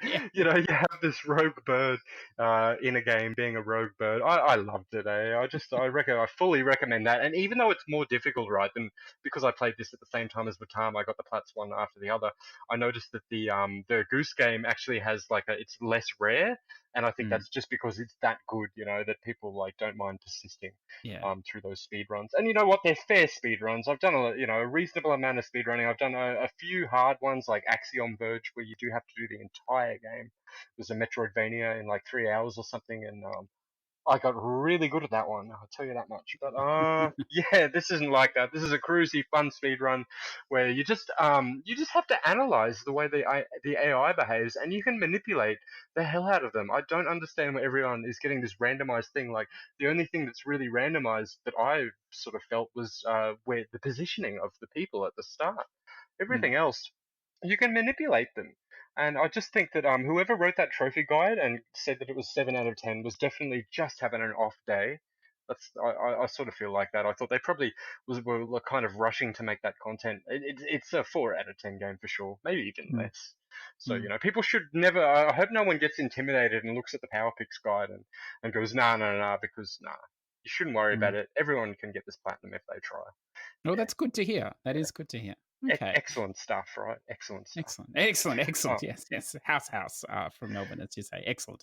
Good. Okay, let's yeah, let's yeah, move on. I'm gonna ring the warning bell here on you because you have dumped a lot of knowledge on us already today, but there are some here yeah. that I'm still very interested in hearing about as well. So Cool, let's cool. let's move on to this. Yeah, sweet. All right, so I'm gonna. Oh God, I'll gloss through a few, right? Yes. Let's go for the game that I was the only single game I was anticipating, waiting for, wanting, and that was Esperade Psy, which is a port of shoot 'em up from 1998, made by Cave, who I feel are the number one shoot 'em up developer. And if you think about they're like the AAA of shoot 'em up developers. They'll put $1 million into it. They'll think about every little element, including the sound designers looking at the backgrounds and making the music based on that. They just Cave games, just even an early one, just are filled with the most meticulous details. And these M2, it's an M2 Shot Triggers release, but they made a limited edition with a physical copy and a huge thick interview and art book that I can't read, a soundtrack I'm not going to listen to, all this amazing stuff, and it was just beautiful. And then it took me a day to get the platinum, like yeah, $130 later. But yeah, no, look, that was as good as I was expecting. But now, I'm feeling a bit despondent now that it's over. Mm, I'm just mm. waiting. What am I going to wait another year to spend my $80 on another shoot 'em up that's 20 to 30 years old? But yeah, look, that did live up to expectations. That was really, really, really, really nice. So mm. moving on from that, I played Songbird Symphony because it was on special, and I looked at it and I just thought that looked cute. It Mm. reminded me a little bit of this NES, this normal Nintendo Metroidvania game called Hebereki, which sort of had like a kind of cute penguin character for the main thing. I mean, that's where the similarities end, but just Mm. controlling a cute little bird character in a side story. But I found the rhythm game section of it it got brutally Mm. difficult to sight read those things, but Mm. I never actually failed. Mm. And if you do fail, you still progress anyway. But I just thought, man, this would be an ultra rare plat if you had to, S rank all the rhythm stages. That was a strange element to it, Shit. as you said, because I wondered that too when the Mm, difficulty spiked, and I thought, oh, I better reset. And yes, it doesn't matter. That's right. But one thing I was going to yeah. ask, and I understand this is a Metroidvania. For me, this game Mm. really fell apart in the middle and the latter half. I found it very difficult Yes. to Yes. figure it out. Yeah, I agree. Yeah, it's a Oh, shame. oh, I mean, no, no, I mean, for me, right, I was going to do it in one sitting, and when I got up to this one level, which had three Sokoban puzzles, and Sokoban, for people who don't know, is probably like the worst type of game imaginable. It's that one where you have to push blocks and you can screw yourself out of Mm. being able to do it because you pushed the block the wrong way. That's terrible. That and Pipe Dream should not be added to games, but developers inexplicably add these bloody Yeah. yeah, they add that to their game, and I just think that pushing blocks or pushing boxes around is the worst damn game mechanic and should not be allowed in anything anymore. It's so bad, right? Well, I say that, and it made me stop playing, and I just left it for almost an entire day to get the bad taste out of my mouth. And when I came back and did it, the puzzles were really easy, and I just wrapped it up. You know what I mean? But my Yeah. attitude is terrible when it comes to Soccerban. I hate Soccerban, except for Pipe Push Paradise, which is genius. Which is a genius game. Soccerban sucks. So yeah, it's funny you said that because I thought the same thing, man. The game fell apart like halfway through, but it was cute, Yeah. and I do It was. recommend it for an It was. easy plat. And Yeah. you could sit your kid down in front of it, and they could probably get the platinum for you that way. Mm, Fine. mm, mm. So let's get on to like the best. Let's get on to like the best Yes. thing here. My Little Riding Champion.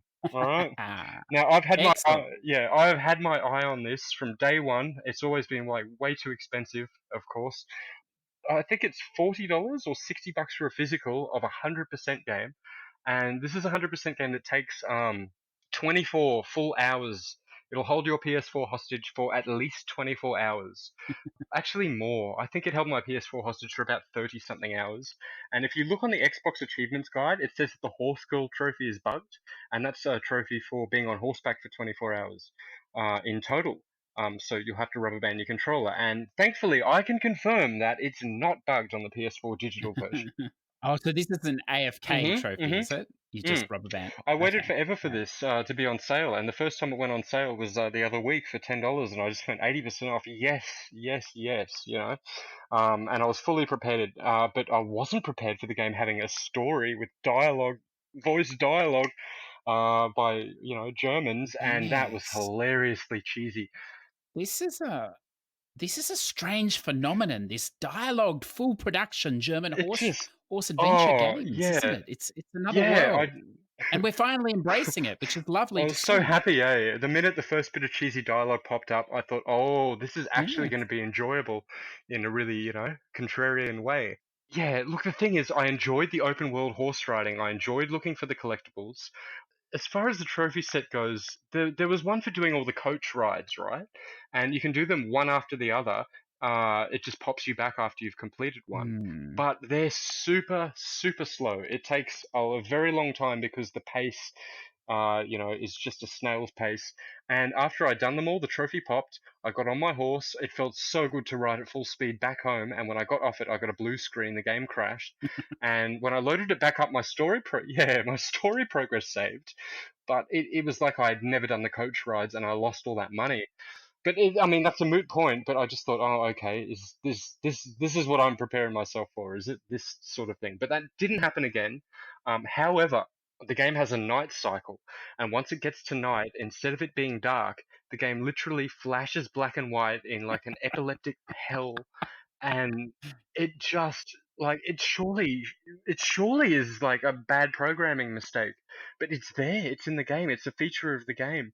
So sometimes you'll be rubber banding, and I'd come back to check on it because every 4 or so hours of real game time that you would have to save and go back out and get back on your horse again. But So maybe this is something the Germans have become accustomed to. Maybe it's us that we're not I, used to this. Maybe. I don't know, but dude, it actually felt like true shovelware. And I know that on PSN profiles, whenever there's a horse game, people bitch about shovelware. It brings out the worst in people, Mm. and you're guilty of it. I The saw, genre. yeah, I Mm. saw you antagonize Fisty in one of the horse riding Oh, stables things.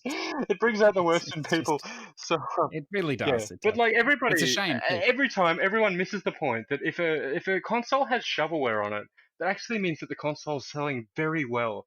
It actually means that with those drop standards, there's a higher chance that you'll get a specialist niche product that is actually good, like the 2D shoot 'em ups that I enjoy, or something like that. And when you have strict quality control standards, you'll end up with a Nintendo 64 style library, without any diversity, with just the bloody main company or the owners of the bloody console doing good games and everything else a bit like, so shovelware is not actually a bad thing. And as a trophy hunter, if you're too, not you personally, CJ, but if as a trophy hunter, if you're too lazy to wade through those shovelware games to find the gems, then I don't have much sympathy for you. I think that it's No, not no. something that people should complain about. I think that they should see the bigger picture and consider why shovelware is a good thing and why it actually might, the existence of shovelware on a system will actually lead to you getting better games. But you will have to look harder for them. But so what? You know what I mean?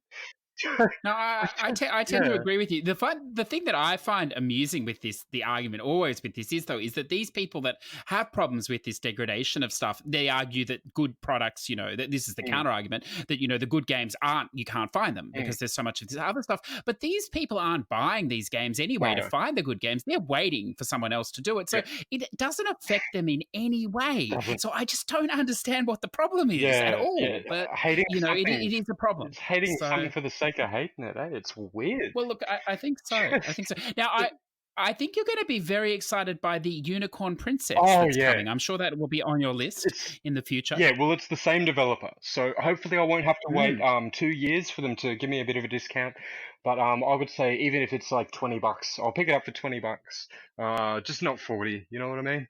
But look, To be honest with you, yeah, I think it's actually the same game. You're just on a unicorn, so that's going to be probably. it's going to be a wonderful experience. Yeah, well, dude, the actual gameplay of My Little Riding Champion simply involves pressing it's jumps, it's hurdles or whatever you Mm, call them, you know. So you press R1 twice to get into a mm. kind of, you're getting going a little bit, but you're still going slow. And as long as you stay in that second speed and don't hit anything, right? So you just have to get the timing right. You'll beat every single, it doesn't matter if it's easy, normal, hard, you'll beat every single competition without fail as long as you do that. That's all that you have to do. Well, I mean that's borrowing the elements from the Bibi and Tina horse Yeah. farm there. But look, Yeah. you're convincing me here that this is good, but I don't think this is on the level of the Ari's Arrival yet, which I think I still Oh, you haven't treated yourself to yet. But I, that is no, the because pinnacle of this well, genre. yeah, but that was part of when that got DLC, Cool Paint got DLC, bloody well EDF 4.1 Wing Diver the Shooter got DLC, all these games, and I just became infuriated, because it's like, Well, this sounds like an why? excuse. If you've committed to Yeah. this genre, you have to embrace it. Yeah, You but know. now what? I'm gonna have to wait for like a bundle with the DLC. You know what I mean? So it's actually prolonging that experience Oh. of doing the second Windstorm. And the first one, the first game I traded it for some music, and I got a physical sealed copy of. And if I hadn't have Mm, done that, I wouldn't have been able to earn any trophies at the time because I had to delete the patch just that's for the right. Yeah. trophies to pop. Yeah, so That's right. it's always a saga with these German Well, look, the horse-drawn games. Germans do not make anything easy. We know this. We know this. But it's rewarding. Nothing Yeah, comes easily. If history teaches us yeah. anything. But So let's. look, yeah, sorry, but I just wanted to say it was a very interesting experience, just not knowing if the 24-hour trophy was going to pop, and that's actually a substantial amount of time for my PS4 to be out of action. And I played the Vita Mm, version of Time Spinner. I did that stack while I was rubber banding it, just for mm, so it didn't feel like a total waste. But look, when I finally came back to it, and I thought I have absolutely been on this horse for 24 hours, I got off it. And I looked at it and I went, "You poor thing! Like the love bar was completely dilapidated. It was gone." And I thought this horse must resent me to the max. And so I thought, "Let's give you a clean, buddy." And it popped. It popped when I was cleaning the horse.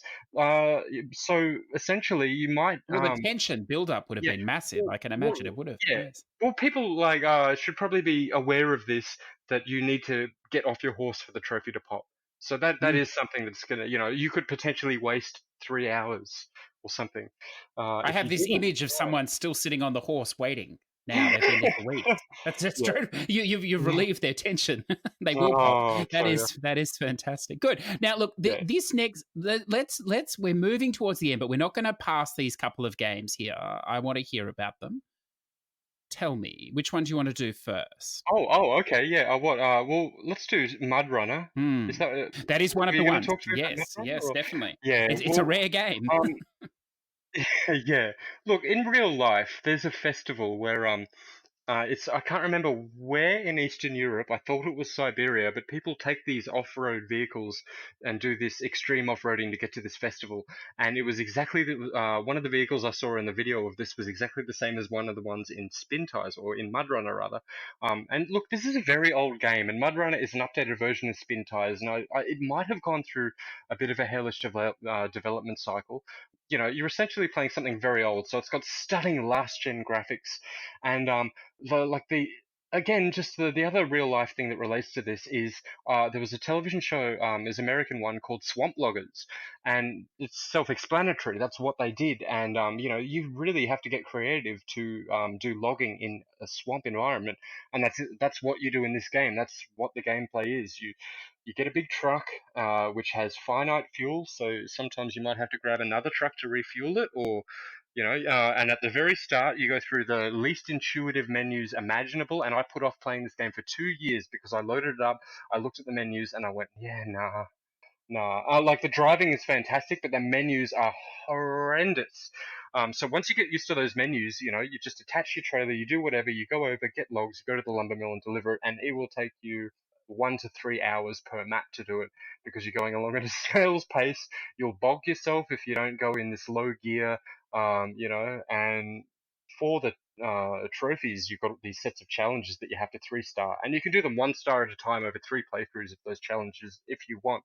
But they make you do they make you do the most bastard things, like don't use a winch or only use the first person view, so you see in the cockpit you can't see half the things, and the camera's pretty weird. It kind of focuses on being able to see the tires, and it's just the most unique driving simulator around, and it's the best simulator game around. You might have seen Forestry the simulator, Airport the simulator, blah blah blah, and this is not that. This is not. It's not a German one. I think it's a Russian-made game or something like that, and yeah, I just don't know who would I recommend this to. You need patience, like incredible patience to get through it. Hey, I tried a bit of this. This is a very hardcore sim, it I think, is, as well. I and think, yeah, I've if you go been in knowing that, perhaps. And But yeah, but I mean, I've been playing online, and the person I'm playing with is someone, bloody, Wattam. Shout out that guy, man. He's probably the only mm. person I've met with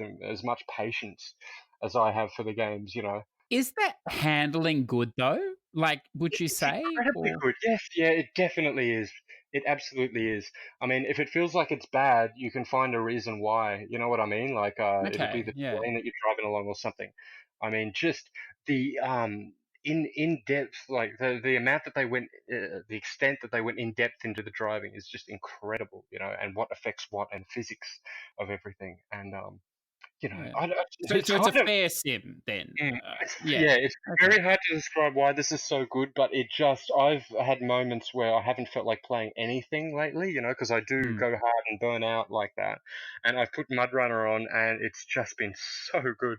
And I've had moments where I've felt I've had no peace of mind whatsoever. I've been stressing about this or that. I play Mudrunner, and I just feel at peace. yeah. It's special. It's very unique. It's very special.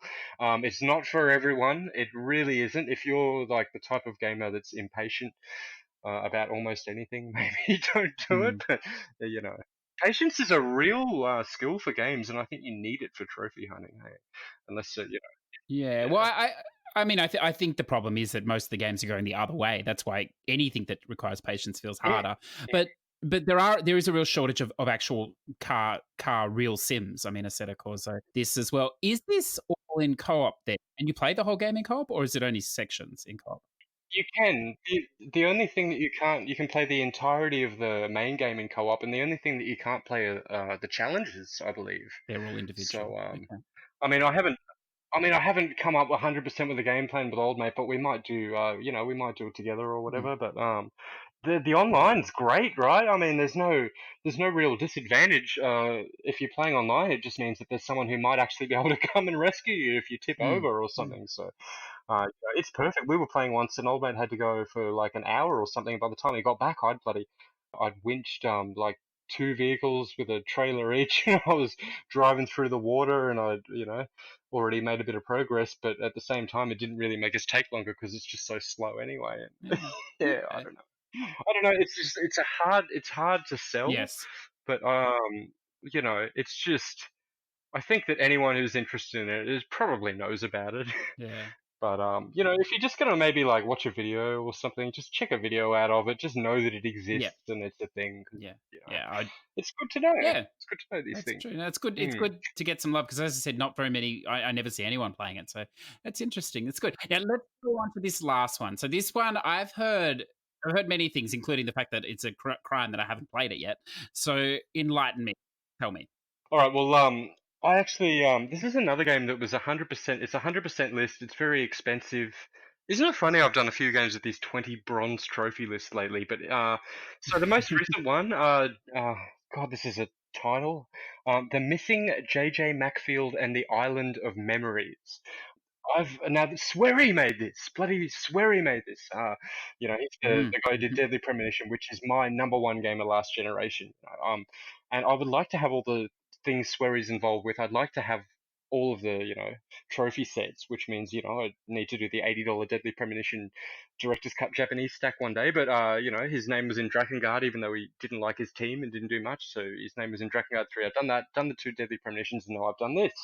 But I think I still spent about $20 for it, even though it was, significantly discounted. And it's this puzzle platformer where you get around by severing your limbs. You can sever your arms, your legs, and then eventually you're just a head rolling around. And it's quite funny because the head controls better than your whole body with nothing broken. But it just I don't get disturbed by things very easily or often, but this game actually kind of disturbed me for maybe the first hour or so. Just the sound of the chick bloody screaming and her leg breaking, and when you drop off with the broken leg and then it makes the sound again over and over, just hearing that. And there was no way I was turning down the sound, and I did get used to it after an hour, but it just was just.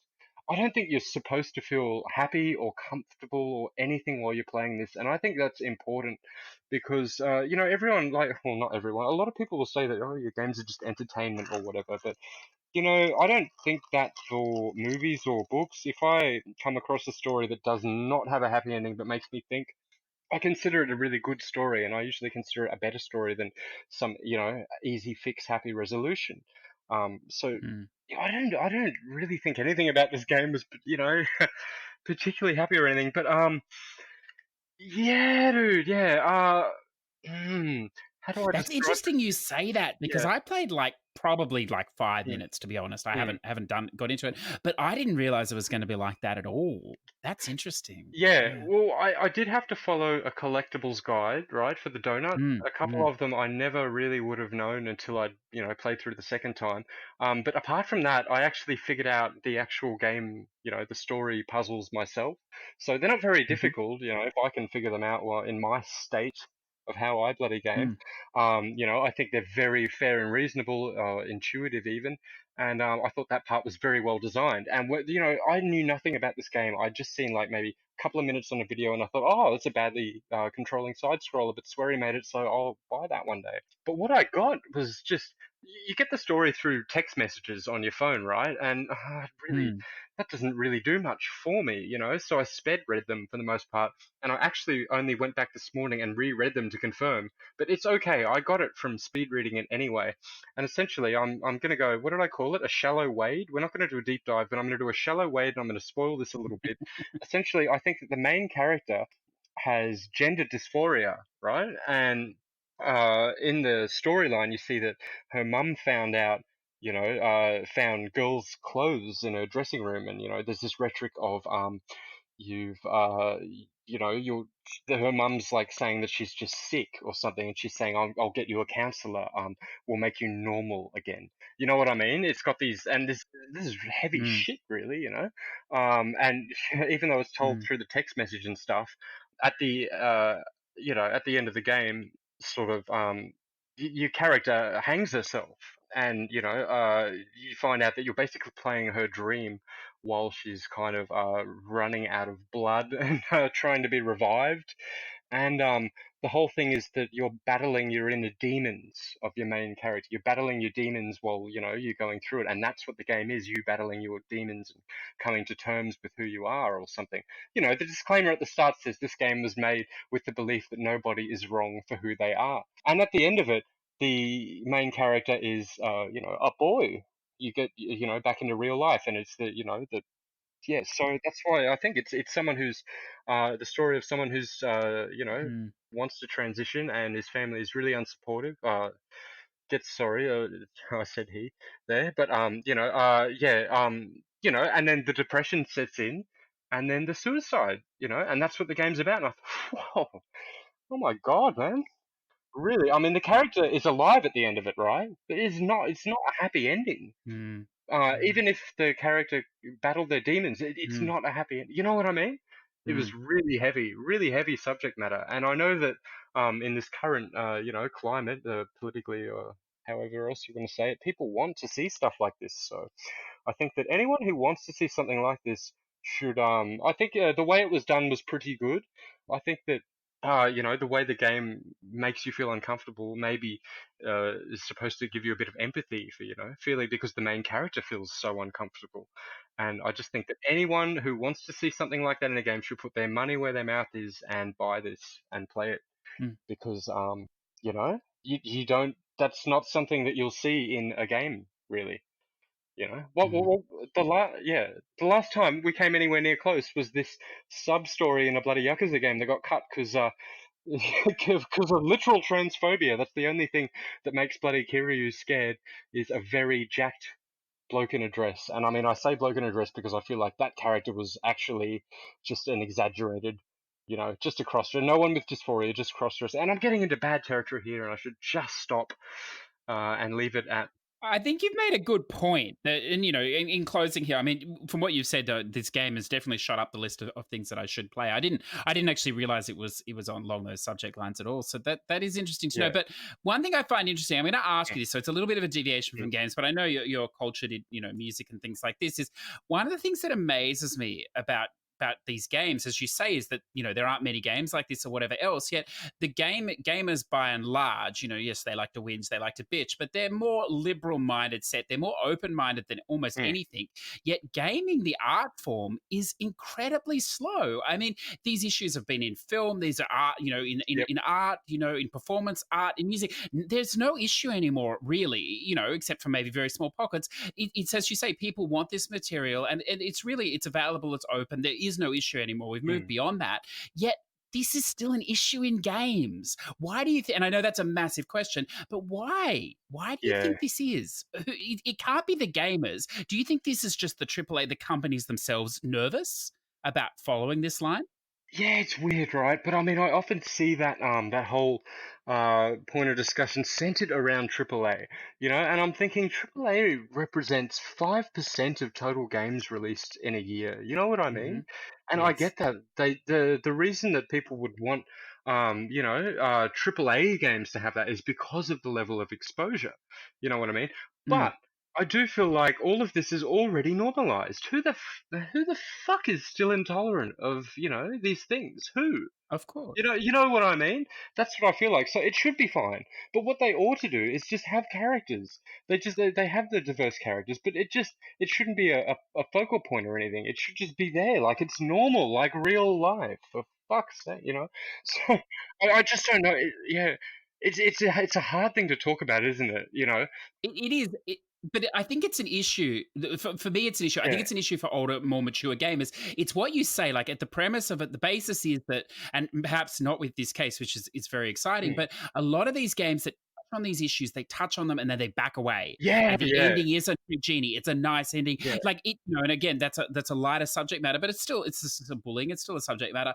They don't want yeah. to actually follow the natural, real life, continuance of this that you would see in Mm. other art forms. And I just don't understand who they're protecting or who they're fearful of. Like, and I understand. And we then had an interesting conversation about escapism because gaming is escapism. And do people really want this level of reality in their escapism? But then, if that's the case, why even bring it up at all? Then, like, it's there. Yeah, You know what I'm saying? But we back away from it, yeah. and it's not the gamer that's backing away from it because they're indie games, people are buying them. But it's almost the devs. They're just, I don't understand what we need more of this follow through. It's like you say, it's real life. Definitely. Like Yeah, why do we need the Disney ending on everything? But it's an interesting sure. point. I don't think there's an Yeah, answer. definitely. No, there's not. But I mean, I think that Outer Worlds game, most of the characters in that looked pretty non-binary. But Mm, the other part of that is I hope I've got this right, but I think that the same team that made that made Mass Effect and also made that awful Star Wars RPG that everyone loved on the Xbox, and that team just like they tend to model they don't model like pretty looking characters and stuff. So I almost think like I wonder if half of that is just incidental because of the way that they model characters and they've done it in that kind of fantasy setting or something, and that it's just the look of it or Just something like that. occurs. But Yeah. Yeah. yeah, but look, Yeah. the thing is, I read the forums and I don't really get triggered by anything anyone says. I just read it and I go, oh, okay. It's fine to go in depth into games. It's fine to want more out of your stories in them, but just I think that rather than say, hey, we should have we should fucking have this and that or modify that for this, you should just have bloody it just shouldn't be a bloody point of contention at all. You know what I mean? Mm. Mm. Yeah. I like the passion that you're bringing because I do think this is the crux of as you say, 95% of the game's made are Yeah, for everybody. So if they're going to introduce issues in the other 5%, then why don't they follow through? Why don't they offer that? And I mean, it's where the art form will yeah, eventually go. It's still a young art form or whatever else. And it has, and they can do anything. I mean, it's in the virtual space. They can push out any idea there around the world.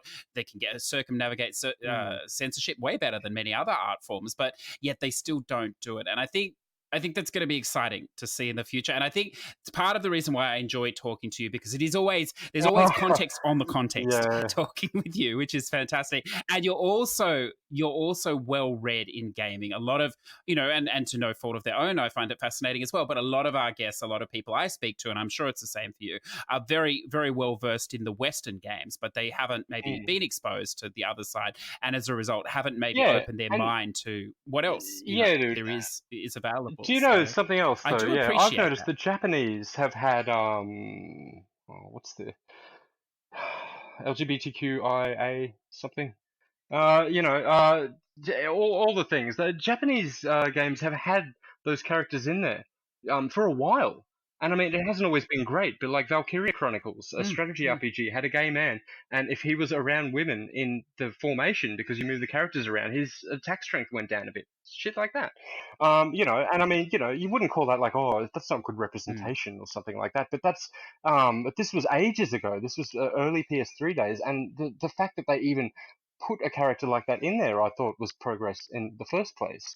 And the Yakuza games, they took out the transphobic part of it, but they still have Kiryu interacting nicely with the trans bar and actually helping out, the owner of the bar and stuff. And that again is a very old game. That's always been in there, And it's yeah, mm. I actually think the Japanese have been doing it for a while, and they haven't always been all that sensitive about it. But for me, for them to even include, even include anyone from the what do you call it, the alphabet? I just don't have good terms for this. I don't want to bloody say anything that makes it think like I'm like bloody intolerant Yes. here.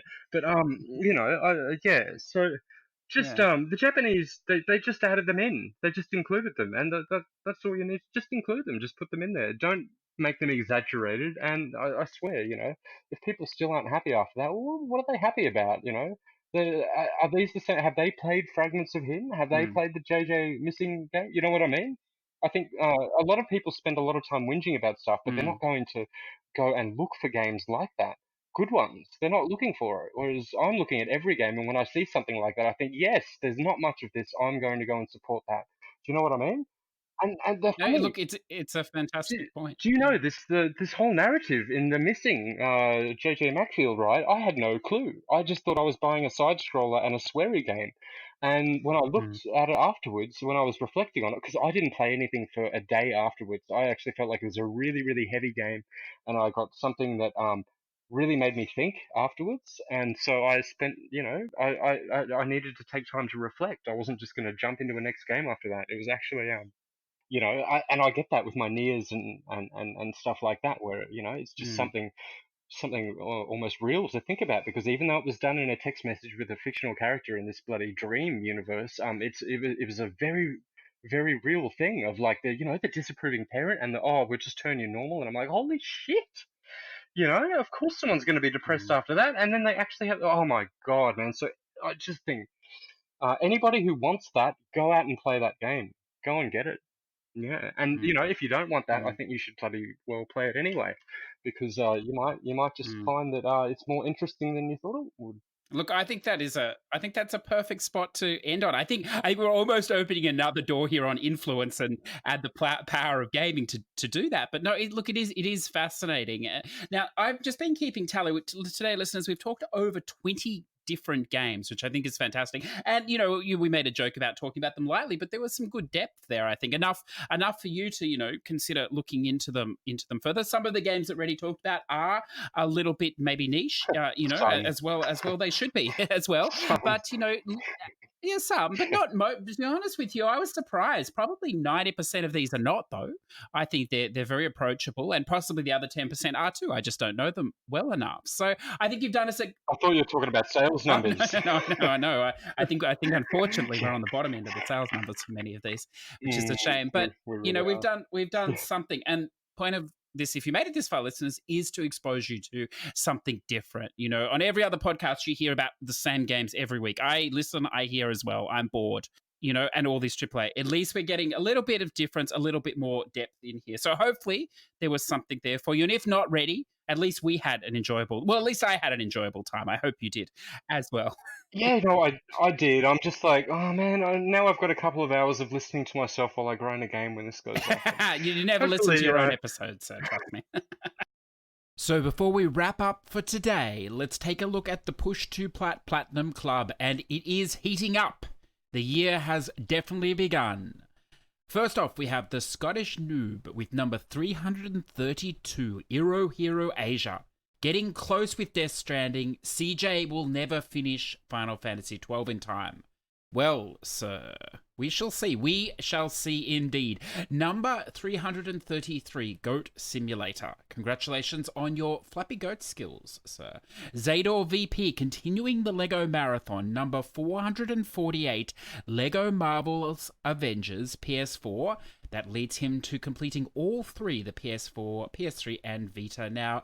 And the infamously long number 449, Lego City Undercovered. Congratulations, sir. We move across the pond to Gaz Davis, number 45, Rhyme, and number 46, Terminator Salvation, Original Spam.